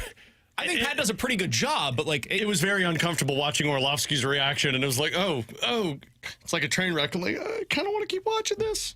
it's super weird. I Hey, feel man, like he's Pat McAfee. He just does what he wants now. Yeah, the way he approaches for sure. it. Yeah, I mean, he's untouchable. He brings in money, so it's like, cool, I can call people fat. I can do whatever I want. Yeah, I feel like it's like gone further and further and further in that direction lately. I don't know if he's okay. He also he looks different. I will say, I don't think he handles criticism well. That's fair. Now, to be fair, it's hard to handle. I'm not sure I do criticism, either. right? Like, yeah, it's hard to handle. I it handle it properly, great. right? And I saw you tweeting stuff out last night about criticism. No, I literally just responded to somebody who said, God, can you skip the 10 minutes of non-hockey talk and get the hockey talk? I said, just fast forward, man. I mean, what am I supposed to say? Fast forward. I Should just give it a timestamp exactly. Well, I should have. It was only 5 minutes too, so a little over exaggeration. I just not to like get on a pedestal here with this because I know it's NFL quick hitters, but I don't know if you guys watched it. It's that Linus Olmark interview that he did with TSN. I have started it. I got about 6 minutes in. I was listening to it while I was in the car. It's some of the best 26 minutes that you're ever going to spend watching something. First of all, like him being open and honest about what he was dealing with, I think was a true credit to him. Second of all, him talking about the rumors and everything that was spread. Again, not to like get childish with this, but like, can we just try and be kind a little bit more? Like hearing this guy who was talking about how he was ready to just throw in the towel for a 10-year career and he has to step away for his mental health. And all of a sudden, all we're doing is spreading rumors that he's a home wrecker. It's just, my God. So it only brings it up because now we've got guys on television who are idols calling people fatso and saying he's going to take it out on them. I don't understand it. And listen, like we've seen our industry. Yeah. It's not exactly like the most in shape individuals in the world, but it's just weird. It's very strange. All right, let's dive into the NFL quick hitters here on 101 ESPN. Positive things. ESPN.com did a top 100 most valuable players in the NFL for 2025. I wanted to read off some of these to hear how you guys feel about the list, okay? Okay. Number 1, most valuable player for 2025. Patrick Mahomes. Nope. Drake May with the New England Patriots. I agree with that. I think he's the MVP. I do too. When I look at their team, he's the definition of value. He made Stephon Diggs look good this year. And Stephon Diggs, I know he was injured last year, but for the last few years has not looked good. And he looked like a competent receiver this season. I look at his supporting cast, and it's just mediocre. And I look at what, for example, I think Stafford was amazing this year, but Stafford's the other guy that will get MVP buzz. His supporting cast was amazing. He's got the best play caller in the league, potentially, in Sean McVay. He's got maybe the best wide receiver in the NFL in Puka Nacua. He's got maybe the best number 2 receiver in the league in Devontae Adams, who's an unbelievable red zone threat as well. And he's got a really solid running game with 2 guys that you can trust in the backfield. Yeah, I would say Drake May for me is the number 1 most valuable player in the league this year. I'd put him at 2. Who's number 1? I think Stafford? Stafford's 1. I think Stafford should win at the MVP. I get it. I understand the argument that the surrounding cast isn't as good around him. I don't know if May puts up the number Stafford did in if you flip the spots. With Puka and Devontae? Yeah, I think he'd be good. I mean, what Stafford did this year is ridiculous, especially at his age. He's great. I think Stafford's the MVP Drake could put for that me. up, though, with the Rams. Probably better for what he does. I don't think Stafford would be as good as with the Patriots as May was this year because he created for himself so much and Stafford doesn't have that same ability. Now, the situation may also look different in New England if Stafford is there. Maybe they get a different supporting cast for him than what the Patriots decided to go with for Drake May. But I just think, given their situations, I view the more valuable player as being Drake May this season. I think there's a really good argument for either, though. I will have no problem if Stafford ends up winning it. Number 2 on this list, though, was not Matt Stafford. Didn't even make 2, T-Bone. It was instead Dak list. Prescott as the second most valuable player in the NFL this season. Does that vibe with what you guys saw? No, it does not for me. I mean, Dak was awesome this year, but I mean, I guess he got the best of George Pickens when CeeDee Lamb was out. But if I'm going to put Dak there, I could also put Javonte Williams up there for what he did with them. I mean, he was insane for them this year. I'd be more likely to give credit to Schottenheimer for what he did than Dak Prescott. I think Dak was really good. Putting him above Matt Stafford seems kind of crazy to me. Yeah. They both had a great supporting cast. Who was 3? 3 is Stafford. Okay. 4 is Josh Allen, which also I would put Josh above Dak. I would put Josh above Dak. Yeah, I think I would have Dak right behind Josh, though. I think he would be. Depends who's 5. Here's the one that you're going to be most mad about. At number 5, Jordan Love. Yeah, I would have. Oh, yeah, Dak is above that. Above him. Dak is above that. No, the instead of Jordan Love, it should be the tight end for the Green Bay Packers. That's their most valuable player. 6, Patrick Mahomes. 7, Justin Herbert. And then the first non-quarterback on the list is Myles Garrett. Garrett's a pretty good guess. Garrett was at 10. Wow. Really? Puka? He's at 9. Who are we forgetting? I think you'll agree with it once you hear it. I'm trying to think who else was dominant. JSN? Yep, Jackson Smith and Jigba, the number 8 player in terms of the most valuable piece for their respective I think I might have him above Dak, too. I can get that case. I mean, like, get Sam Darnold. And Darnold's good, but, like, JSN was the only receiver on that team. Myles Garrett at 10, Will Anderson at 11, Micah Parsons at 12. That makes a lot of sense. Yeah. Some other guys that I just found to be kind of interesting on this list. Jamar Chase at number 19 overall. Trevor Lawrence at 23 behind a bunch of defensive players. I think Trevor was really good this year. I mean, the reason second half of the season, he was outstanding. Yeah, the reason they were where they were was because of the defense and Trevor Lawrence. Yeah, because they were without 2 receivers for a while. I'm not a big Trevor Lawrence fan. That still feels low to me. Agreed. T-Bone, you were saying that there's been some line movement in this AFC Championship game? And so I just looked, and it was 5.5 yesterday in favor of the New England Patriots, and it has come down now a whole point. It is now 4.5 in favor of the New England Patriots. So the Sharps are on BK's side, thinking that that was too high. I disagree. I do, too. I'm with the Sharps. I mentioned this yesterday. I think they over-adjusted this line for Bo Nix's injury. I just don't think Bo Nix is all that great. I think he played really well last week, but overall this season, I don't think he's been great. But if you don't think Bo Nix has been great, you think Jared Stidham's going to be the same comparable as him? I think that the gap between Bo Nix and the replacement level quarterback, which I think is basically what Jared Stidham is not as significant as what this line would indicate. I think the Broncos defense will be the best unit that plays in this game. And then I would probably go Patriots offense, and then Broncos offense and Patriots defense is kind of a wash. I know the Patriots have been good defensively in this postseason, but they've also gone up against not exactly the greatest opponents so far. I think the Patriots defense is going to make Jared Stidham wish Bo Nix was healthy in the first half. And that's why I think this thing gets out of hand in the first half, and then maybe Broncos can claw themselves back in if the Patriots mentally check out. But I think this one looks significantly worse for the Broncos in the first half. I think it's going to be kind of how BK described it, I would say, where the defenses look good for the Patriots, but it's been more about who they're going up against. I think it's going to look the same way, right? I could totally, if I told you Stidham threw, 3 picks in the first half, would it shock you? Nope. No. And I don't think that's anything to do with the Patriots defense.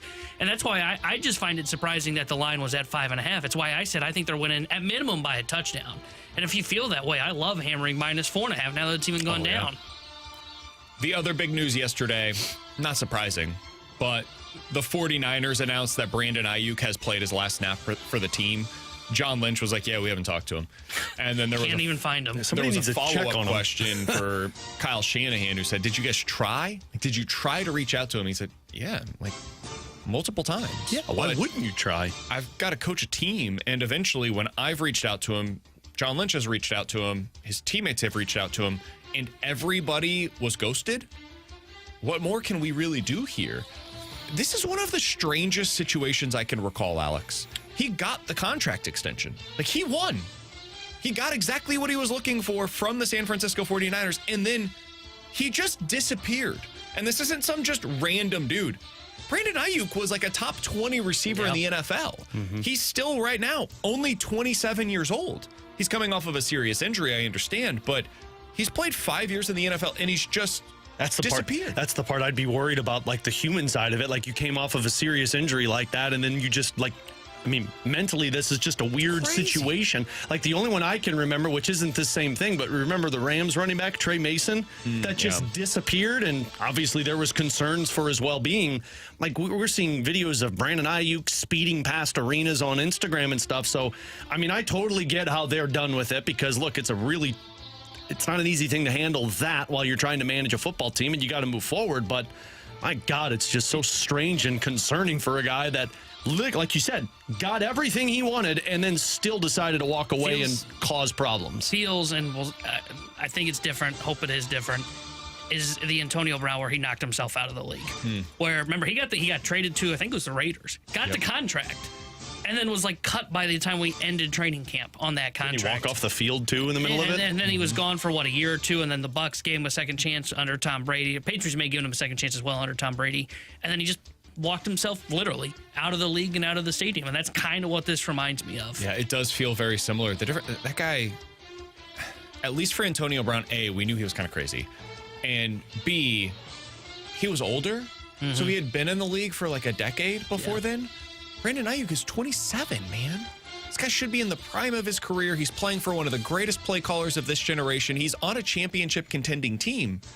He got the money that he was looking for, and he's just gone AWOL. It's one of the more wild stories that I can recall in the NFL in a really long time, which is why I think he's probably going to be a Dallas Cowboy next year. Just fits in with their MO. Or Chief, one of the two. I was thinking Chiefs all the way. Yeah. That sounds about right. Coming up in 15 minutes, we're going to dive into the junk drawer. But next, who is the most improved Blues player this season? And what does it say that I kind of have to rack my brain to think of somebody who fits that criteria? We'll talk about it next year on 101 ESPN.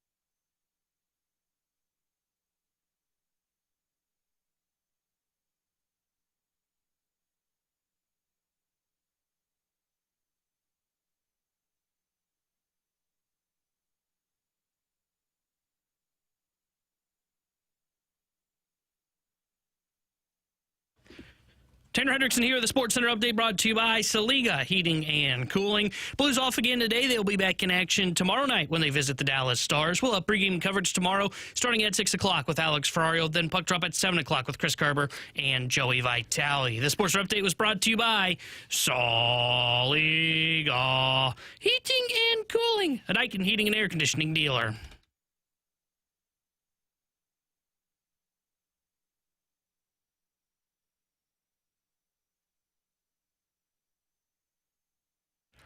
Alongside Alex and T-Bone on BK. So The Athletic put out their list of the most improved hockey players in the NHL this season. Morgan Geekie came in at number 1. Where was Trevor Zegras at? Is he top 5? He should be top 5. It's absurd that you're excluding established players that needed a bounce back season. So a guy like Trevor Zegras was not one of the eligible players on this bounce back season. He hasn't had a good season since he was 21 years old. Okay, cool. No rookies, no players that are in the middle of bounce back seasons, etc. So he was not included on this list, but clearly the fact that they mentioned him, he would have been somebody that they could have potentially included on this list. But some of the other players on this include JJ Moser, Leo Carlson from the Anaheim Ducks, a couple others that are on this list as well. Sam Malinsky from the Colorado Avalanche and Cutter Gauthier. That's how you pronounce it? Gauthier, yeah. Gauthier. That's the one that, everybody said Kevin Hayes was the reason that he didn't sign with Philly. Yeah. What a narrative. Remember that narrative? That was a fun time. Spencer Knight as well from the Blackhawks, who's having a really good season. So those are some of the examples that they used for this list. If I asked that question to you about the Blues, Alex. Wasn't a Blues on this list? I'm not going to give you any restrictions. Just you could use any player. Well, thanks, because you give me restrictions, we're in trouble.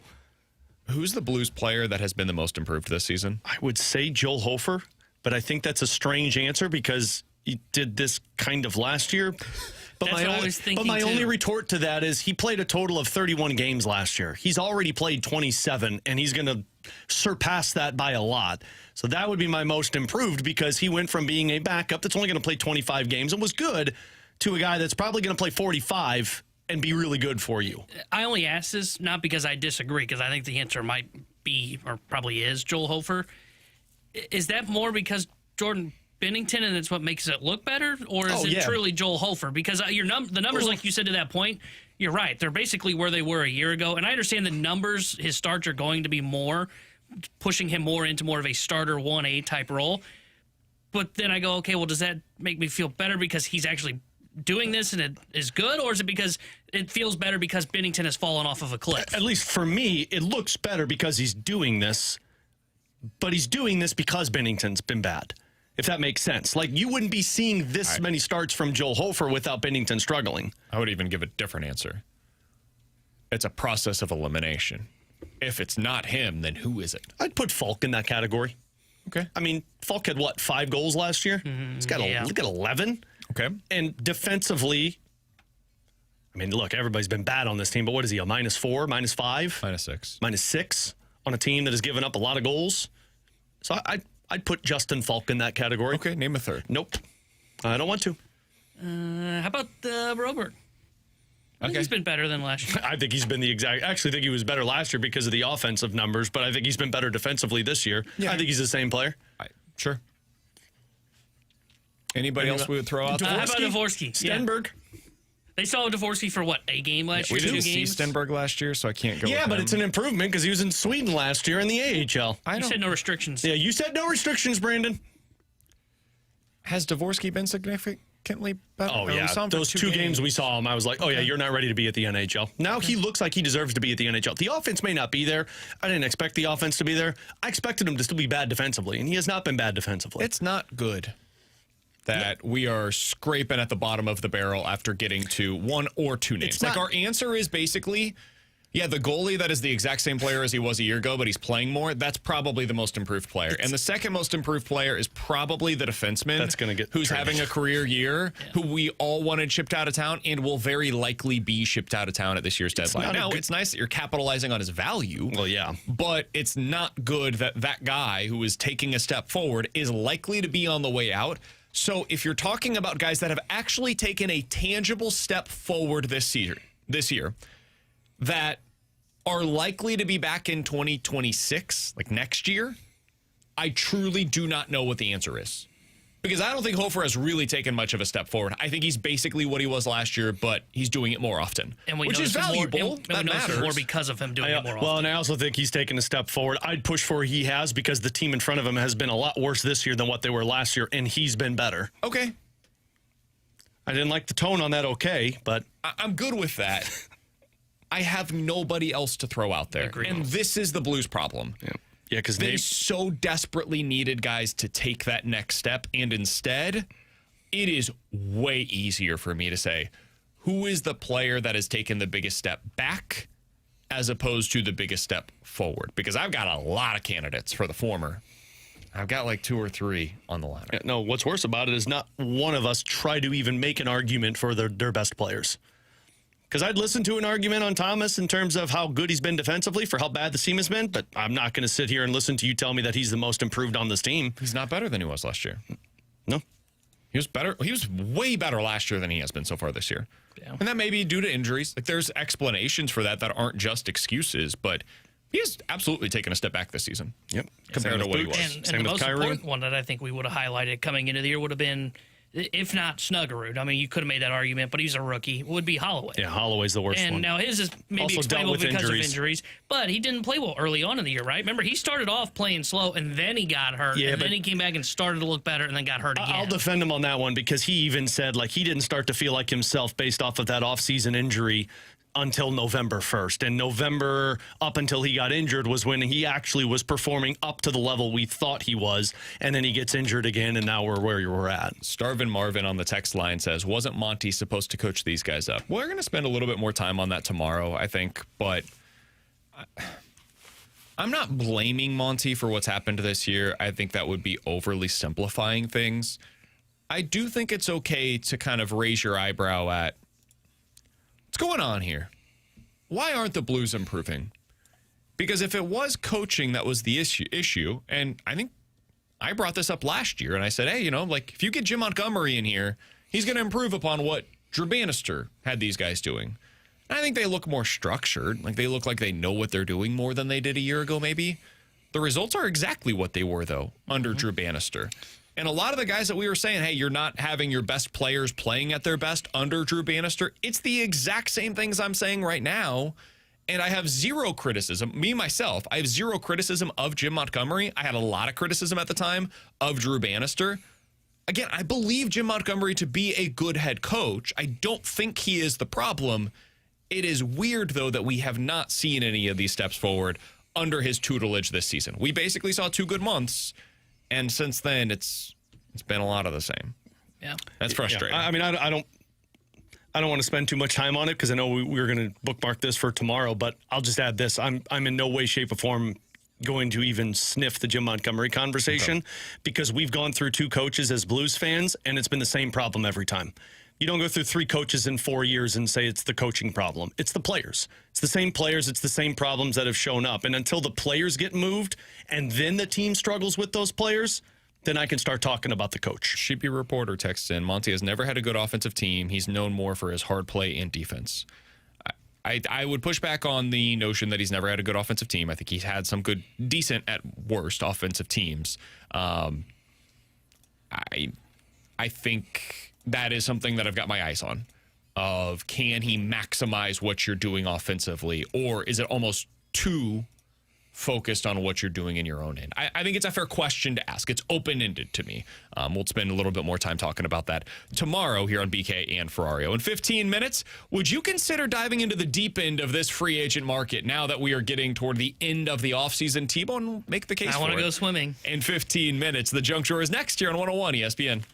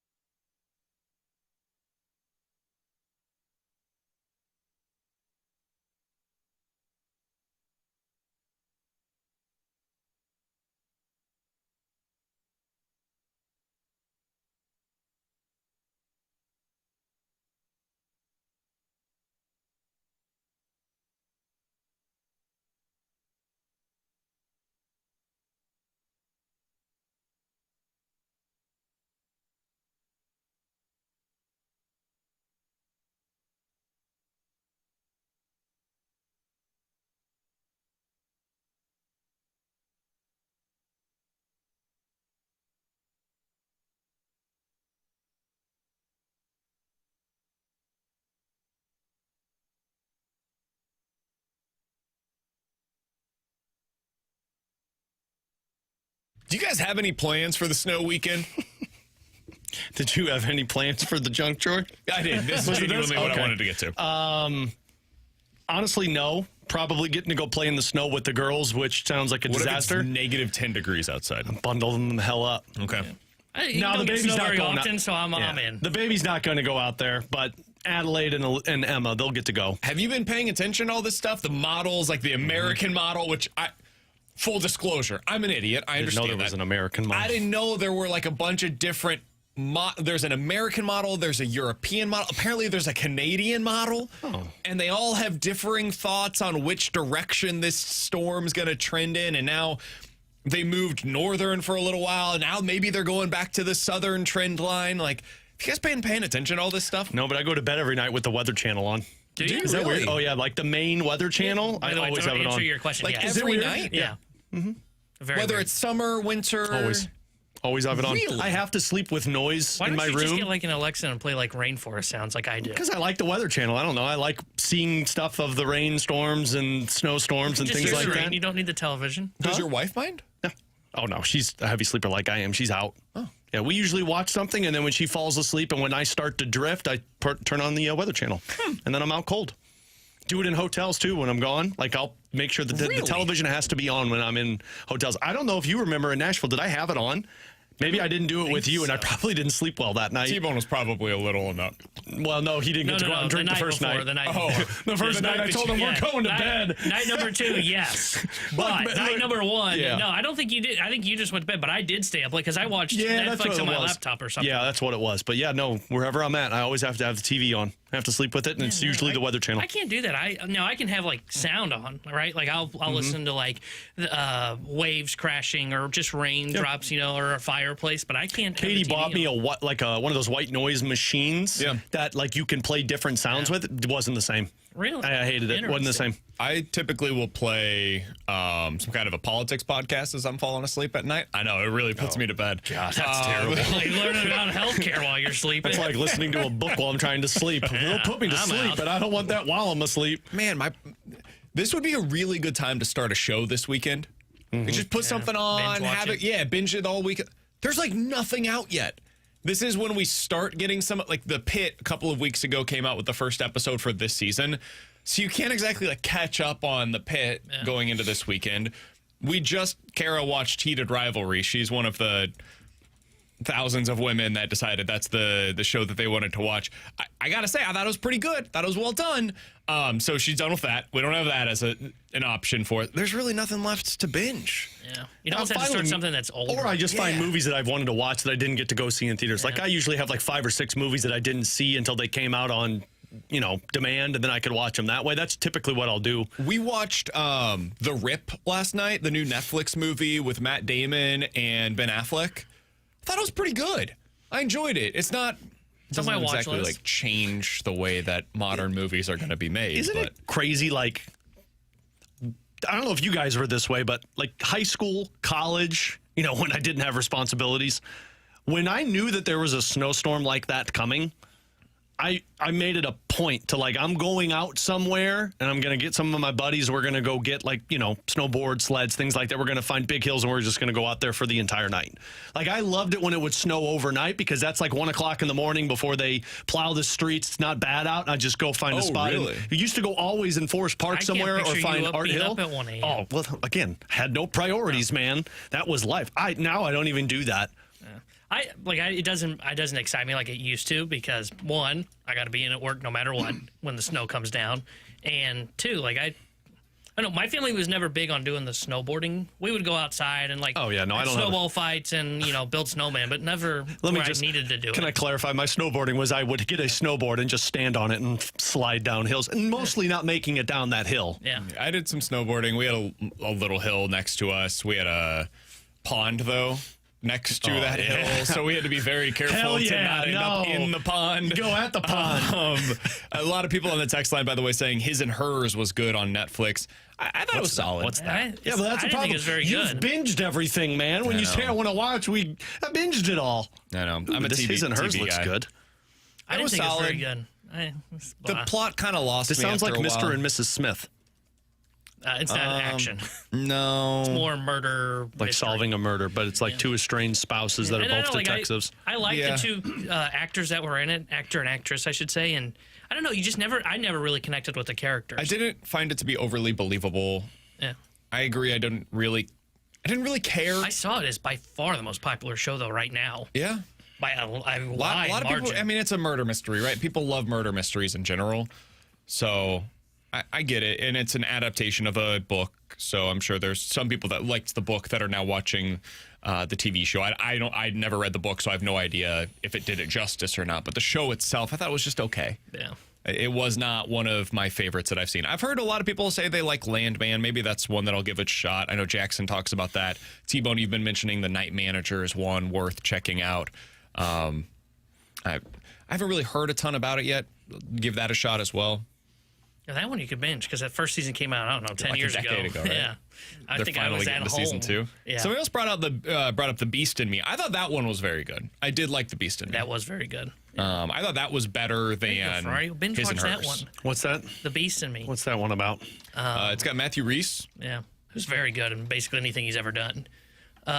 Claire Danes. She's a not actress, sorry. She's a author, and she's trying to write a book, and then she basically writes about Matthew Rhys, who I think portrays a what would you call it?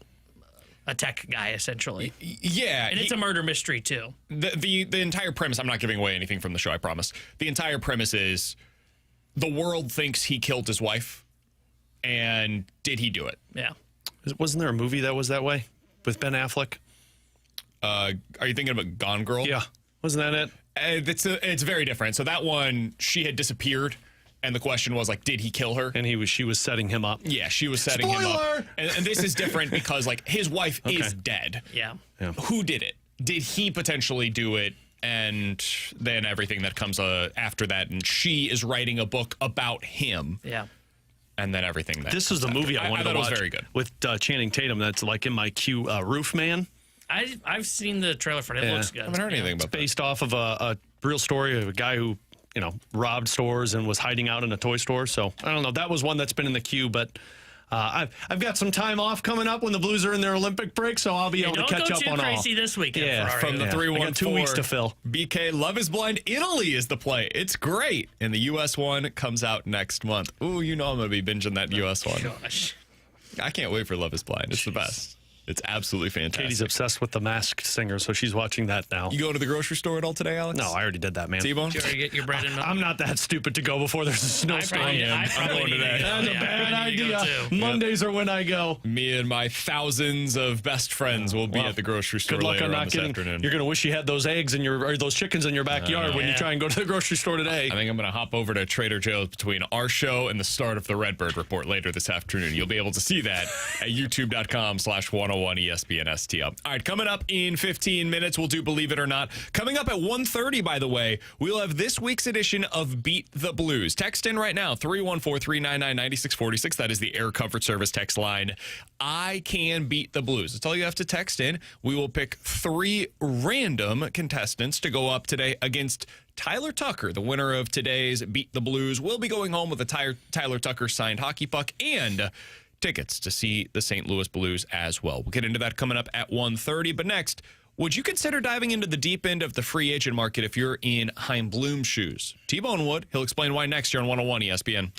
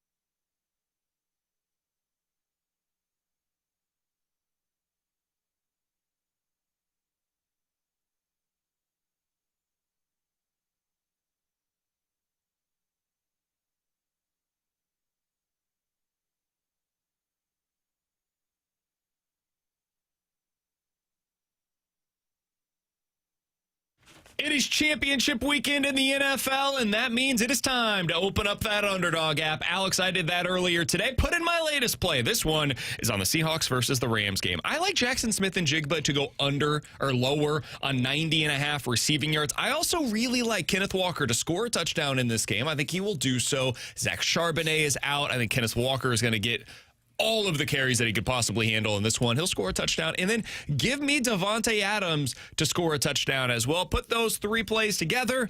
A $5 entry wins you $21 over on the Underdog app. It's the best place to be for all of the action this weekend, so make sure you download it. BK just showed you how easy it is. And, hey, don't even wait till this weekend. There's plenty of hockey action you could get in on tonight over on the Underdog app. Download it today, and make sure you use promo code BKO because you're going to score $75 in bonus entries when you play your first $5. Again, that's promo code BKO. Underdog, make plays, win money. Must be 18 plus and present in Missouri. Terms apply. See assets.underdogfantasy.com/web/playing get terms _DFS_.html for details. Concerned with your play, call 1-800-GAMBLER. Visit www.ncpgambling.org.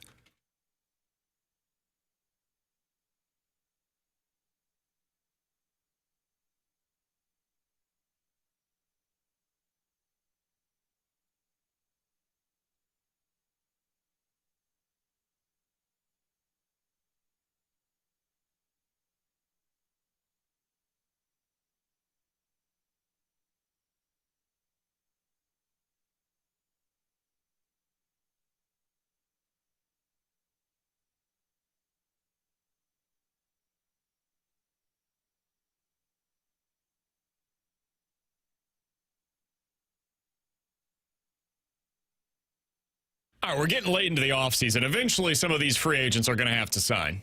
Oh, okay. How many times have we seen guys say, I got to get signed before spring training? They'll wait and then be bad and then be like, what happened? It's actually a really great way to describe it. It's pretty much the way that it goes more often than not. I'm talking about Jordan Montgomery and a few others that we've Blake seen. Snell, when he did it with San Fran. Yeah. Framber Valdez is still out there.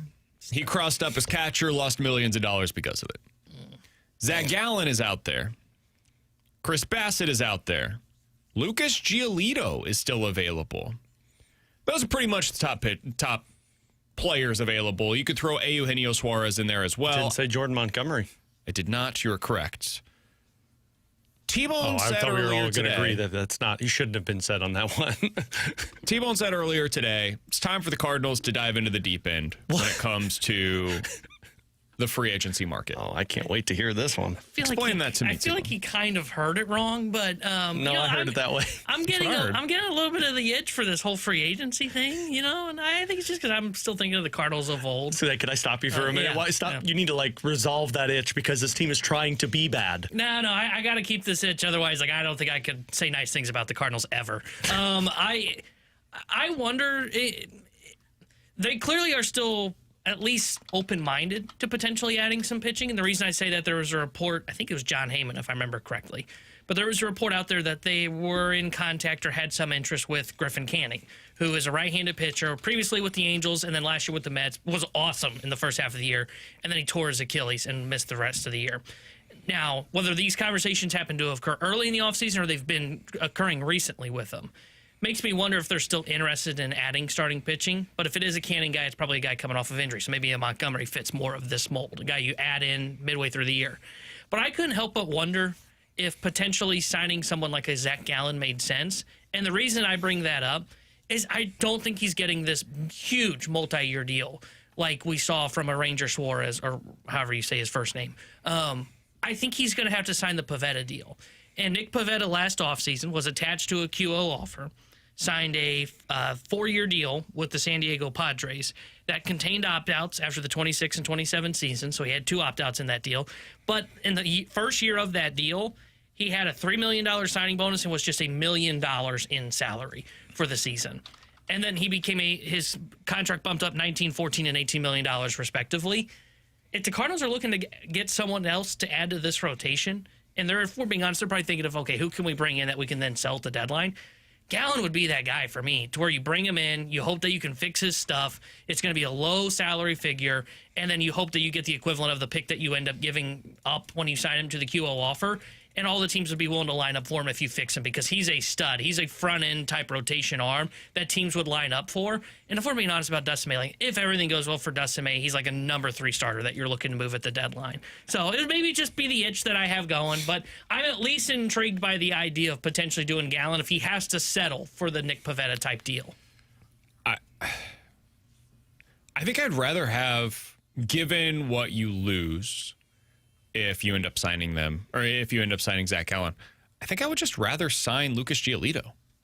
Which is the equivalent of a second-round draft pick that you lose if you sign one. Nothing. No, for if you sign Zach Gallen or Framber Valdez. I don't know exactly what the comp pick is that they potentially would receive. I think that's the one they would have to give up, which would be like the end of the second, early third situation.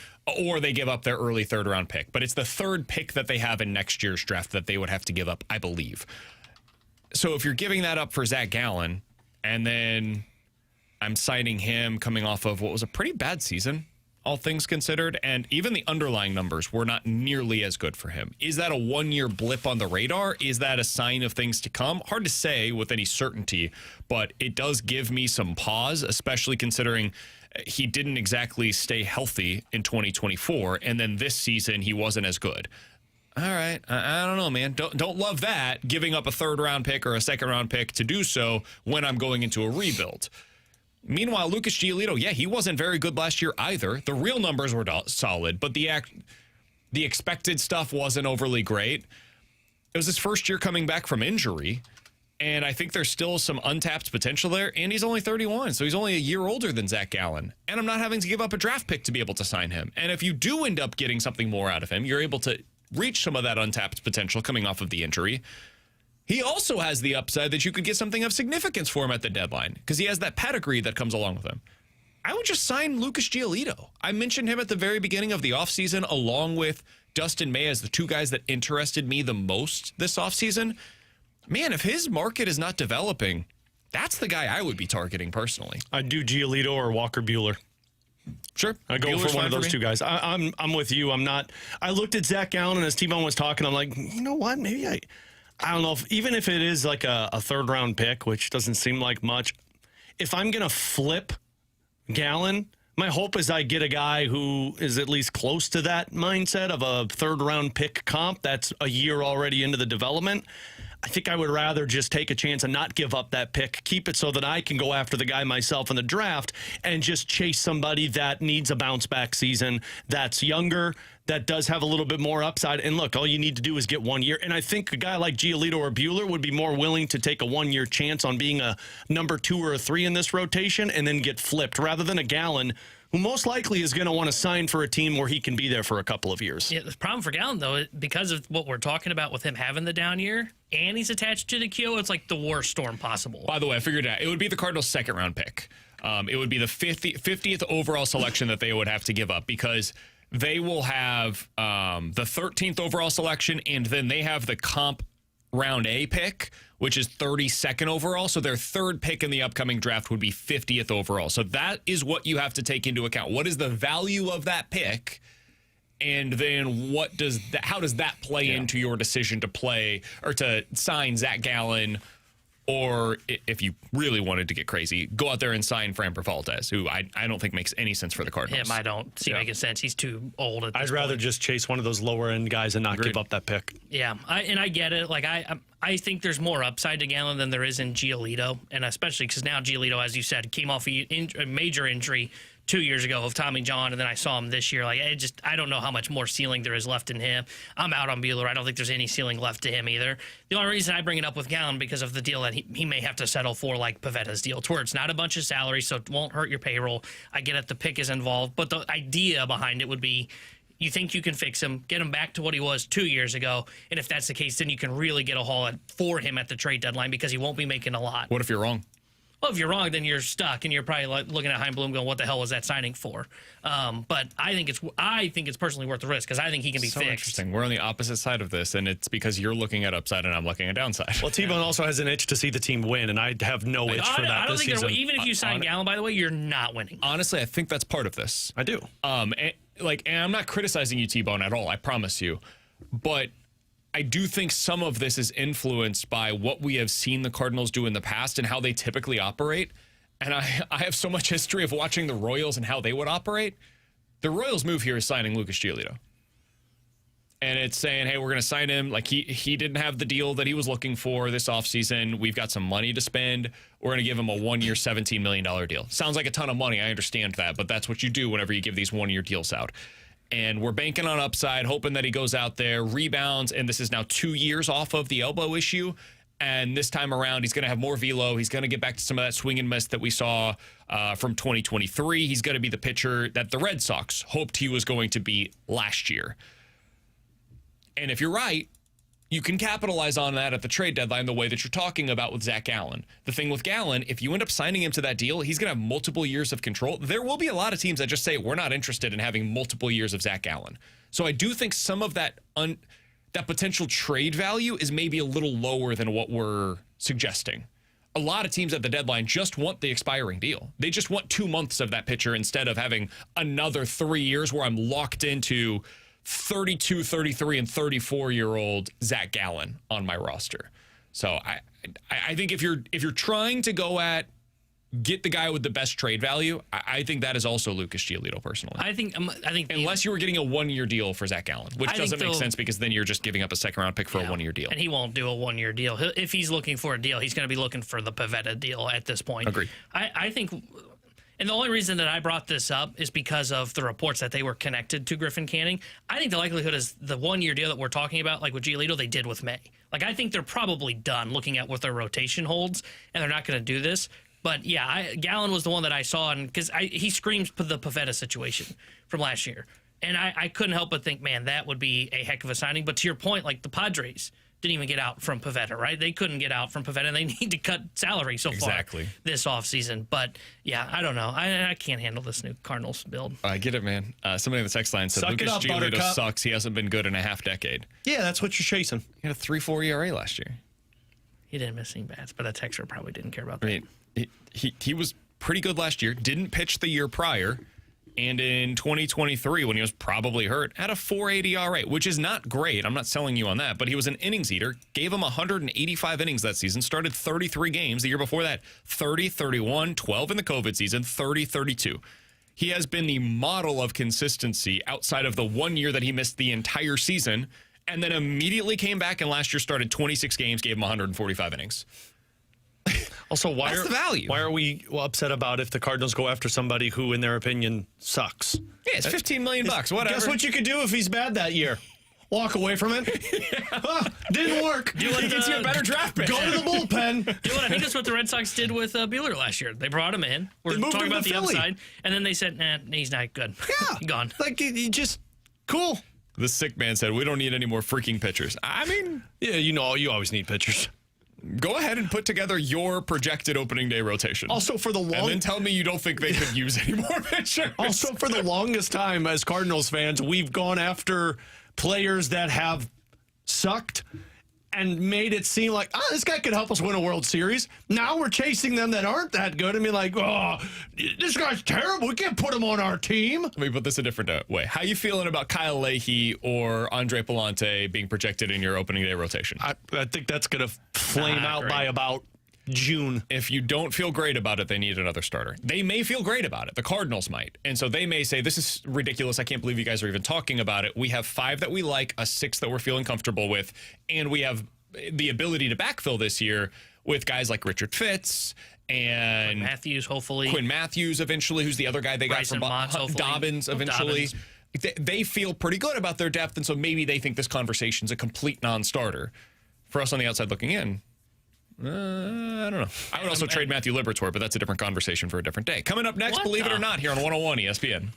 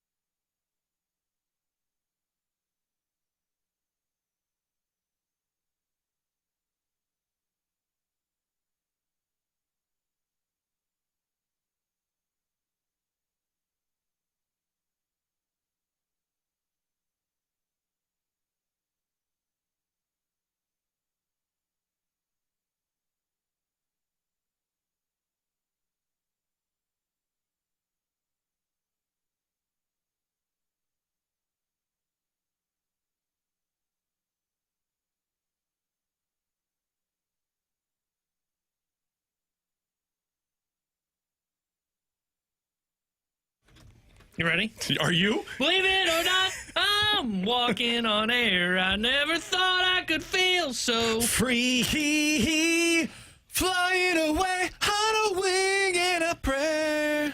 Who could it be?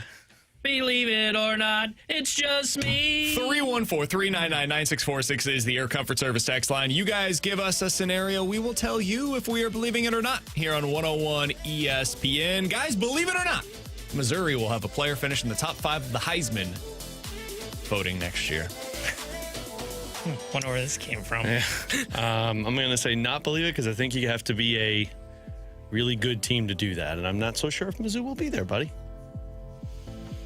That's fair. Man. I mean, Ahmad Hardy put up some incredible numbers last year Yeah. and didn't crack the top 5.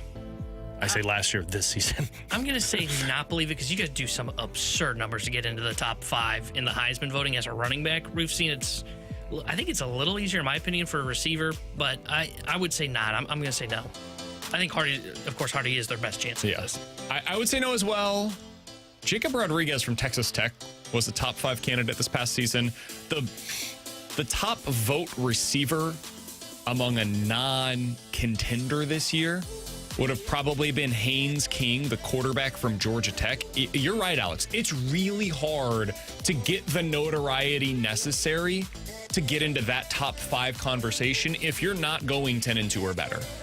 And if you're not going 10-2 and you're not a quarterback, it's really difficult. I mean, you have to put up crazy numbers. So I'll say not believe it, but he's going to be in the early Heisman conversations. What do you got for us, Alex? Guys, believe it or not, one of Braden Shen or Justin Falk will be playing in the Stanley Cup final this year. Oh, that's a fun one. I mean, so much of this is just projecting who they're going to be traded to, and I don't think that the Blues are going to trade either of them to Colorado, and I think Colorado is going to be one of the 2 teams playing, so I'll say not. Just Amen to that, brother. Give myself the I've seen the rest of the West, and nope. Yeah, I guess I'll say not as well because I would even take it a step further. So they're probably not going to Colorado. They're probably not trading them within the division. So that would eliminate Dallas, Minnesota. It eliminates the Western Conference team in the Stanley Cup final. Because I agree, because I think the Central's the deepest conference, and they're going to be the ones that represent. And then it just comes down to I've got a 1-8 shot in the East. I'll take the odds. I'm going to believe it. I think Justin Falk gets traded to Florida. Oh, that'd be fun. I think they're going to have to do some wacky cap management to make it work, so I'll be fascinated. But they've been one of the teams that's been rumored to want Justin Falk. And Florida, nobody's talking about. They just got Matthew Tkachuk back. I bet you Barkov comes back before the playoffs. That team will be fully ready to go to try and three-peat it. So I'm going to say believe it. T-Bone? Guys, believe it or not, Austin Hayes will be the starting left fielder for the Cardinals on opening day. Not, but I think he's probably on the roster. Yeah, I think that's where I'm at as well. I'm going to say not, but he's going to be a part of this roster. I'm going to believe it. Mostly because I'm not sure if Newport will be ready or not. So it kind of gives me the out. Is Michael Conforto available? I always liked him. Oh, he was awful last That's year. fine. Cardinals can fix It's a miracle the Dodgers didn't cut him. Like, he truly, there's not many guys that steal money from the Dodgers. Conforto was stealing money from the Dodgers. Hey, they won a championship that year. Not with him. Yeah, He was a part of it, though. Certainly not because of him. But he was a part of it. I'm not sure he was. I don't think he made the postseason roster. He was on the roster. He was awful. He never recovered from that major shoulder issue. No. God, he was so good in the Mets that one year, though. Yeah. I mean, he had a really good career prior to this. The Cardinals play the Rays on opening day, by the way. Ooh. I wonder who they're going to start on opening day. The Rays? McClanahan? McClanahan, probably. If he's healthy. Didn't he just undergo another surgery? Oh, did he? I think his body's completely fallen apart. He may not be. If not McClanahan, if it is McClanahan, you might be right because he's a lefty. Other than that, though, basically every other starter that could be in contention for that day would be a right-handed pitcher. So that would give me another out of not having him in the lineup against those righties. All right, 314-399-9646. That is the Air Comfort Service text line for Believe It or Not. Let's start out with this one from the 618. Guys, believe it or not, easy schedule plus great record means the Billikens will not make the tournament unless they are the A-10 champion. In other words, believe it or not, the A-10 is a one-bid league this year. Oh, man. I want to not believe it, but I'm going to believe it. Oh, well.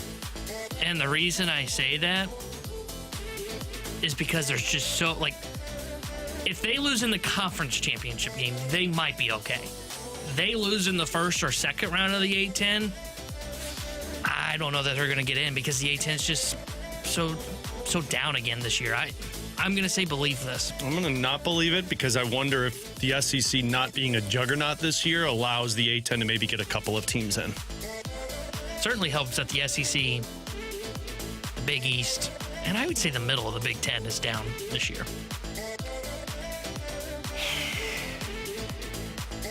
Yeah, go ahead. Say it. Say that you believe it with a St. Louis shirt on, you poser. Do you have a St. Louis? That's bad luck. Yeah. That's bad. Bad luck. Clip this one off, T-Bone. Yeah. Stand up for me. So It's my shirt that I can wear to Blues game, so I'm not like going straight Blues honk while I'm in the arena. What do you want? Why don't you want to be a Blues honk? I don't know, man. I don't really know how the rules work nowadays. When I was brought up as a capital J journalist, they said don't wear the team's trust me, logo. I think journalists with the capital J is gone. I know, but I just never know. Like, Hey, I'll just tell this now. St. do Louis, Blues fans care if we are fans of the team? No. Do they want us to shouldn't. be fans of the team? Are Do we? they not want us to Are be we? fans of Are the we team? honest when we talk about this team to our fans? I like to believe so. So then, I mean, I wear Blues gear all the time. So and the I'm reason pretty I bought honest. this I sweatshirt wear to begin Cardinals with is shirt because to it's the not technically a Blues shirt. Nah, you need to but get I can rid of wear that. it to a Blues game and I can go. You need to get rid of that big J and just put a little J there. Yeah. Get rid of the J. Yeah. Journalism. I just never know. The rules are all I over. think I'm just gonna tell you, I've St. always Louis, thought that was a you dumb see me rule. at a Blues game with Blues gear on and come up to me and say something like, "Oh, you shouldn't be doing that." Just save your words and not come up to me. Not to go on a tangent. I just I'm a think Blues that's a fan dumb at heart rule. and a Cardinals fan at heart, and I'm going to give you my opinions on that. If I was a beat writer, then yeah, totally I would understand it. But if we're on-air hosts, Yeah, like don't you wear that with me to the people press want, box. I think people are more likely to listen to on-air hosts that are fans of teams rather than just some random people that say, "I'm a professional and I don't root for any team that I cover." From Dr. Sander over the YouTube chat, BK, I think the journalistic integrity ship has sailed. I don't know about all that. I think I can have some integrity. All right. You haven't had integrity in a while. From the baby. 636, guys, believe it or not, Fernando Mendoza will fail in the NFL. I'm not going to believe it. I don't think he'll fail. It's a few guys you see fail, like Manziel, which kind of know why that failed. Zach Wilson failed. I guess you'd label Marcus Mariota a failure, even though he's still in First the draft NFL. status, yes. How would you say Darnold was? Fail or no fail? Because I could see him going on a Darnold career. I wouldn't Because say he's that's going a to failure. a crap situation. I would Vegas. say he's worked out. What about Baker? That's not a failure in Say my he worked opinion. out. It was a failure either. I mean, look, took a while, if you're but- drafted where you're at and like, I know you're labeling it as you need to be a difference maker. Sometimes the team's just not good that you go to, and it's hard to be a difference maker. If you can last in a league as long as these guys have, that's a success in my book, no matter where you've been drafted. Yeah, I think so too. And I don't think Mendoza's going to be out of the league in 3 years. I agree. I think if the expectation is he needs to be one of the top 5 guys, he's not going to live up to those expectations. But I think what you're seeing from Darnold, I'm glad you brought up his name, or a guy like Bo Nix, this is a really good year to reset expectations for young quarterbacks. Because that's kind of what you're looking for. Most of the time, that's your outcome. You get Baker Mayfield, you get Bo Nix, you get Sam Darnold, you get somebody that you can win with, but not necessarily because of, and that's okay. Most of them do not become Drake May or Patrick Mahomes or Josh Allen or Lamar Jackson. Most of them are somewhere in that middle ground, and that's why you take them number 1 overall or in the top 5 at least. I think that's more of the lane that Mendoza will be. I think he'll be like Jared Goff. Yeah. Or do you want a little bit more? Yeah. But you can win with him as your starting quarterback. You could win a Super Bowl with really Jared good. Goff as your starter.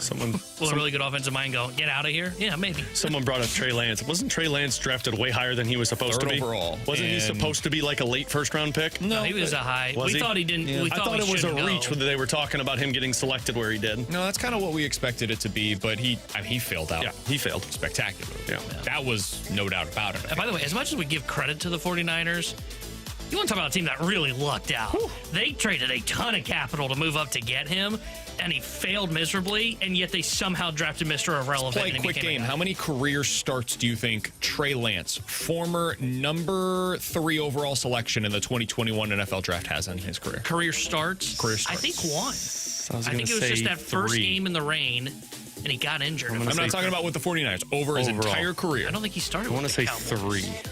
I'm thinking more. 6. Oh, man. I was thinking 4 5. with the 49ers, 1 with the Cowboys, 1 with the Chargers this year. He started the final week of the regular season, I think, this year with the I Chargers. didn't really pay attention to the final week. I don't blame you. That's why I didn't notice. That is a failure of a top 5 overall selection. Coming up next, Beat the Blues here on 101 ESPN.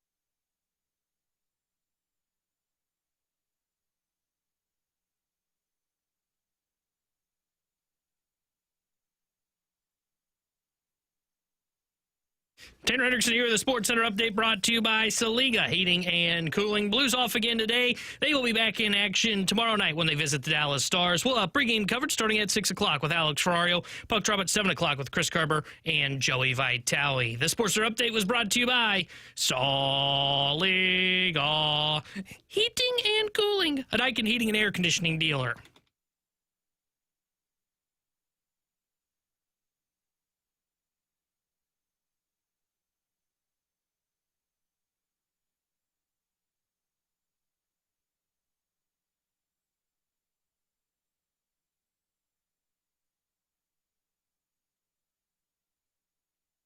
I'm really glad we have listeners as part of this segment because I'm about to punt Alex out the door. He's just jealous how amazing I am at this. If you do that one more time, buddy. Do what? Do Amazing. it one more time.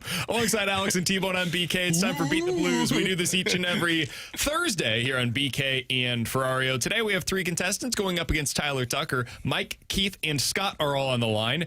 They will be going up against Tucker, and whoever wins will be going home today with a signed hockey puck and tickets to see the Blues versus the Panthers. Matthew Tkachuk back in town coming up about a week from today. Let's start out with Mike on the line for Beat the Blues. Mike, our game is very simple. We'll give you 15 seconds to name as many different things within a specific category as you can.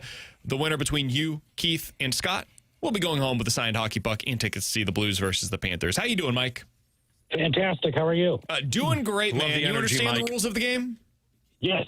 Hell yeah, Mike. Your category today, name as many places as you can that have a large crowd. Places with a large crowd. On your mark, get set, go. All right. A concert, a wedding ceremony, a sporting event, baseball game, football game, hockey game, soccer game, tennis match. Ooh, man. Comedy show. I had 9, but I took one off because he said sporting event and then listed off of them. Yeah, I think that's cool. Fair. Yeah. I did 8. So I had 8. All right, 8 overall. That's Way to go, Mike. Pretty good round for Mike. Yeah. All right. Yeah. God, I love your energy, Mike. All right, let's hear Tyler Tucker. See how he is at this game. Hockey game, concerts,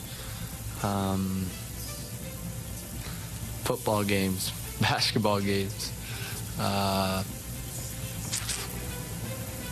tennis match. Mike, did you listen to this before we went on the air? I got a +3 for Mike. I That got was a +3 +3. overall for Tyler Tucker. A really solid introductory performance by Mike. Now we go out to Keith. Our leader in the clubhouse is at a +3. That is the number to beat today. Keith, how you doing, man? I'm doing all right. Thank you. Absolutely. Happy to have you on. Keith, Keith, I'm do you going to need an understand? energy build up here, man. There it is. I like it. Keith, do you understand the rules of the game? Yes, sir. This one is certainly fitting for the current situation we're in, Alex. Keith, things that are cold. Name as many things as you can that are cold. On your mark, get set, go. Slushy, ice, icicle, ice, hockey rink. Oh my goodness. Snow. Oh my God. Oh my God, Keith. Oh my goodness. Oh, Keith. Keith, that icicle held you up there a little bit. Just ice. Baby. Ice, baby. Some would say Keith got frozen in the moment. Yeah, I got 4.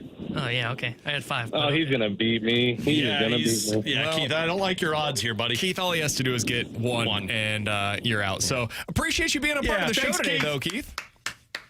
Oh, sorry. You hung up on him already? All right, well, let's listen anyway. Let's hear Tyler Tucker. Ice, snow. All right. An arena. I'm into that. Oh my God. We get it, Tyler. A cooler, maybe. Yeah. Man, I didn't think this one would be so hard. I didn't either, but here we are. That is a 4 for him and an 0. even round for Keith, which means Mike remains our leader in the clubhouse at a +3. Now we're going out to the phone line to hear from Scott, who needs to beat a +3 today to get the Tyler Tucker signed puck and tickets to see the Blues versus the Panthers. Scott, how you doing, man? Doing fantastic, guys. How are you? Doing really great. Right, Appreciate Scotty. you being a part of the show. Here is your category. Just real quickly, you need to watch Landman. Okay. I thought he was about to say you need to watch your language. I'm like, damn, Scott. Highly recommend Landman. I thought he was going to say BK sucks. Well, I was I going to be here for truly it. didn't know where that was I going. would have left it too. No dumping on that one. Legitimately, I thought it was a bold strategy to do that before we play the game, where we count how many you get. I love it. Oh, I love it, Scott. Come out firing on all angles, Scotty. Let's do this. All right, Scott, your category today. Things that you would see at Christmas. Name as many different things as you can that you would see at Christmas time. On your mark, get set, go. Christmas tree, lights, tinsel, sleigh, snow, Santa Claus, Mrs. Claus, Rudolph, Dasher, Dancer, Prancer, Vixen, Comet, Cupid, gifts, wrapping paper, bow ties, suits, church plays, church music. Oh my God! I had 20. I had 19. I had 20 as well. I think I got the Oh last my one there. God, Yeah. Mike! Just That hang up was the damn impressive. phone. Hey, Mike, go ahead and hang Yeah. up. You're not needed anymore. But I we think love you, Scott's Mike. going to take this one. Appreciate you all Dude. being a part of the show. Him going, I was impressed by Santa Claus, then to Mrs. Claus. Well, he I did was all the even more reindeer. impressed when he did all the dude. reindeer. We missed the last two reindeer, but the it's reindeer okay. was Whatever, a it was brilliant impressive. move. It's great. A brilliant move. Now, some could argue you can't see those because You know. absolutely could. You see him in some kind of Whoa! I said some. I don't if you argue had it. decorations outside, you could put them up. Oh yeah, you have sure that's what he's talking 9 about. reindeer in your front yard. Okay, go to Candy Cane Lane. You tell me if you see Yeah. a big shot. Yeah, I'm you know, rushing. big shot. What kind of girl dad are you? All right, let's go back out to Tyler Tucker. Christmas tree lights, a wreath. Oh my God. Stockings, presents. Oh my God. I don't even know. This might be the biggest loss margin we've ever had in the history of Beat That's the Blues. a plus 15 in favor of our guy Scott. He's going home with a signed hockey puck by Tyler Tucker and tickets to see the Blues versus Matthew Tkachuk and the Panthers coming up on January the 29th. Scott, congratulations, man. Appreciate Thank you being you, a part of the thank show you. today. I appreciate it, guys. Thanks so much. Scott, I speak for everybody on this show, man. You did an amazing job. The Rewind is next here on 101 ESPN.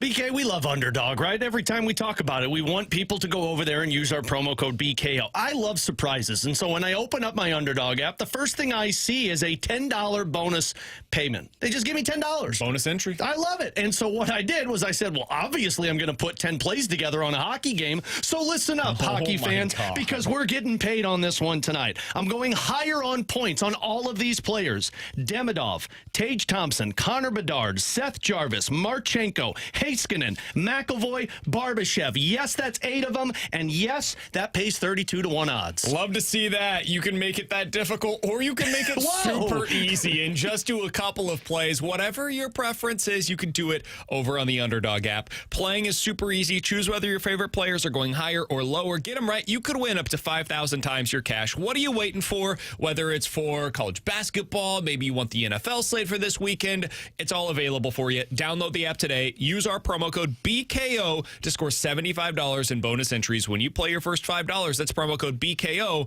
Underdog, make plays, win money. Must be 18 or older, present in Missouri. Terms do apply. See assets.underdogfantasy.com/web/play and get terms _DFS_.html for details. Concerned with your play? Call 1-800-GAMBLER or visit www.ncpgambling.org.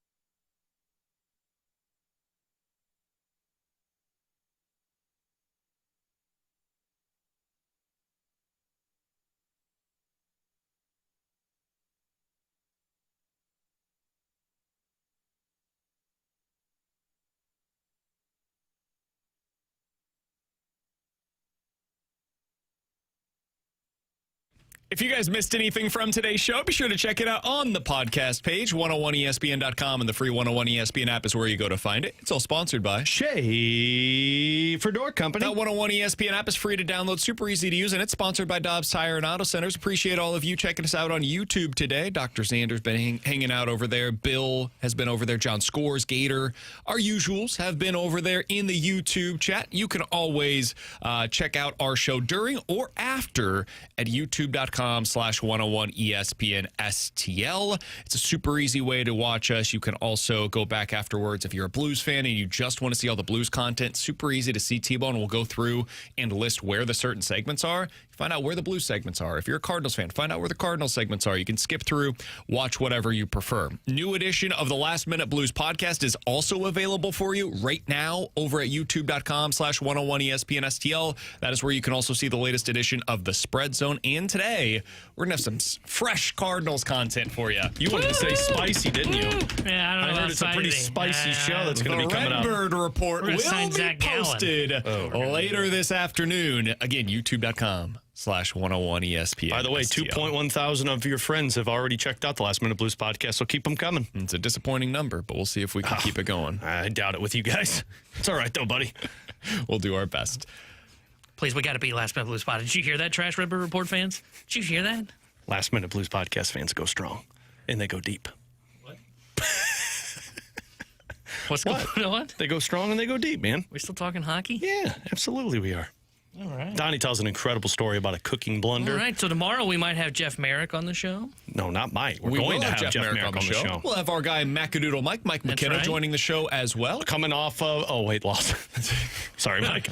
Come on, man. It's just a longer, I know. break It's been a couple of days, but coming off of a game that they played well. We've got a Blues game to discuss. They will be back in action tomorrow night and Saturday, maybe, if the weather will allow for them to do so. We will also preview this weekend's NFL slate, Championship Sunday in the NFL, so certainly excited to talk about that. Illinois, I think, has a big game this weekend At as well. Purdue. Mizzou. Loss. For Purdue. Yeah. Mizzou has an important game this weekend. Not necessarily a good one, but an important one. They have got to beat Oklahoma. Oklahoma is really not good. I do fear that they will not play this game. And then either it doesn't get rescheduled because neither team needs it, or it just like is later in the schedule, gets condensed, and then they get screwed that way. That would suck for Mizzou, but whatever. We'll break that thing down for you tomorrow. And Alex, I know you don't want to talk about this, but we will get back to one of the questions that a listener asked earlier today about Jim Montgomery and whether or not we should be expecting more out of a coach that we consider to be top 5 in the NHL. I have a feeling we're going to argue tomorrow. Why isn't he getting more out of this roster if he is indeed a legitimate top 5 coach might have to in the take a couple of extra NHL? Pain meds in the morning. Anxiety medicine is your friend, good sir. It will be tomorrow. Other thing that I wanted to get to, we did not end up getting to this today. We got busy with some other conversations that we had. I thought we had good content. Mizzou's rebounding really well in the portal. It's going better than I expected. I thought he was talking basketball. And I'm like, are you too. serious? No. Rebounding really well. How would you have sold that segment to T-Bone and I in the warm-up for it? You wouldn't have. He would have said, I'm doing they this. Were bottom 10 in college basketball. This year they're not. He would have said, we're doing this today. I know. I'm not sure how much you really sold me on this whole Mizzou's rebounding in the portal conversation either, but here we in the are. top 20 in their portal rankings now, and I'll explain why I'm starting to feel better about where they're at. We'll do that tomorrow on the show as well. So if you guys missed any of today's show, check it out on the podcast page. If you are excited about tomorrow's show, guess what? We'll be broadcasting live from 11 to 2 over at the E&B Granite Studios at the Centene Community Ice Center. Don't tune in around 107, but other than that, I think it'll be 1 great. to 120 is a real shaky area, so just 130, check in with us. We will be on the air, though. We'll be here. Hell yeah. One way or another. Bradford always has to deal with a lot of shenanigans on a Friday. For Alex and T-Bone, I'm BK. Don't forget, new edition of the Redbird Report coming out later on this afternoon. The Fast Lane's coming up next here on 101 ESPN.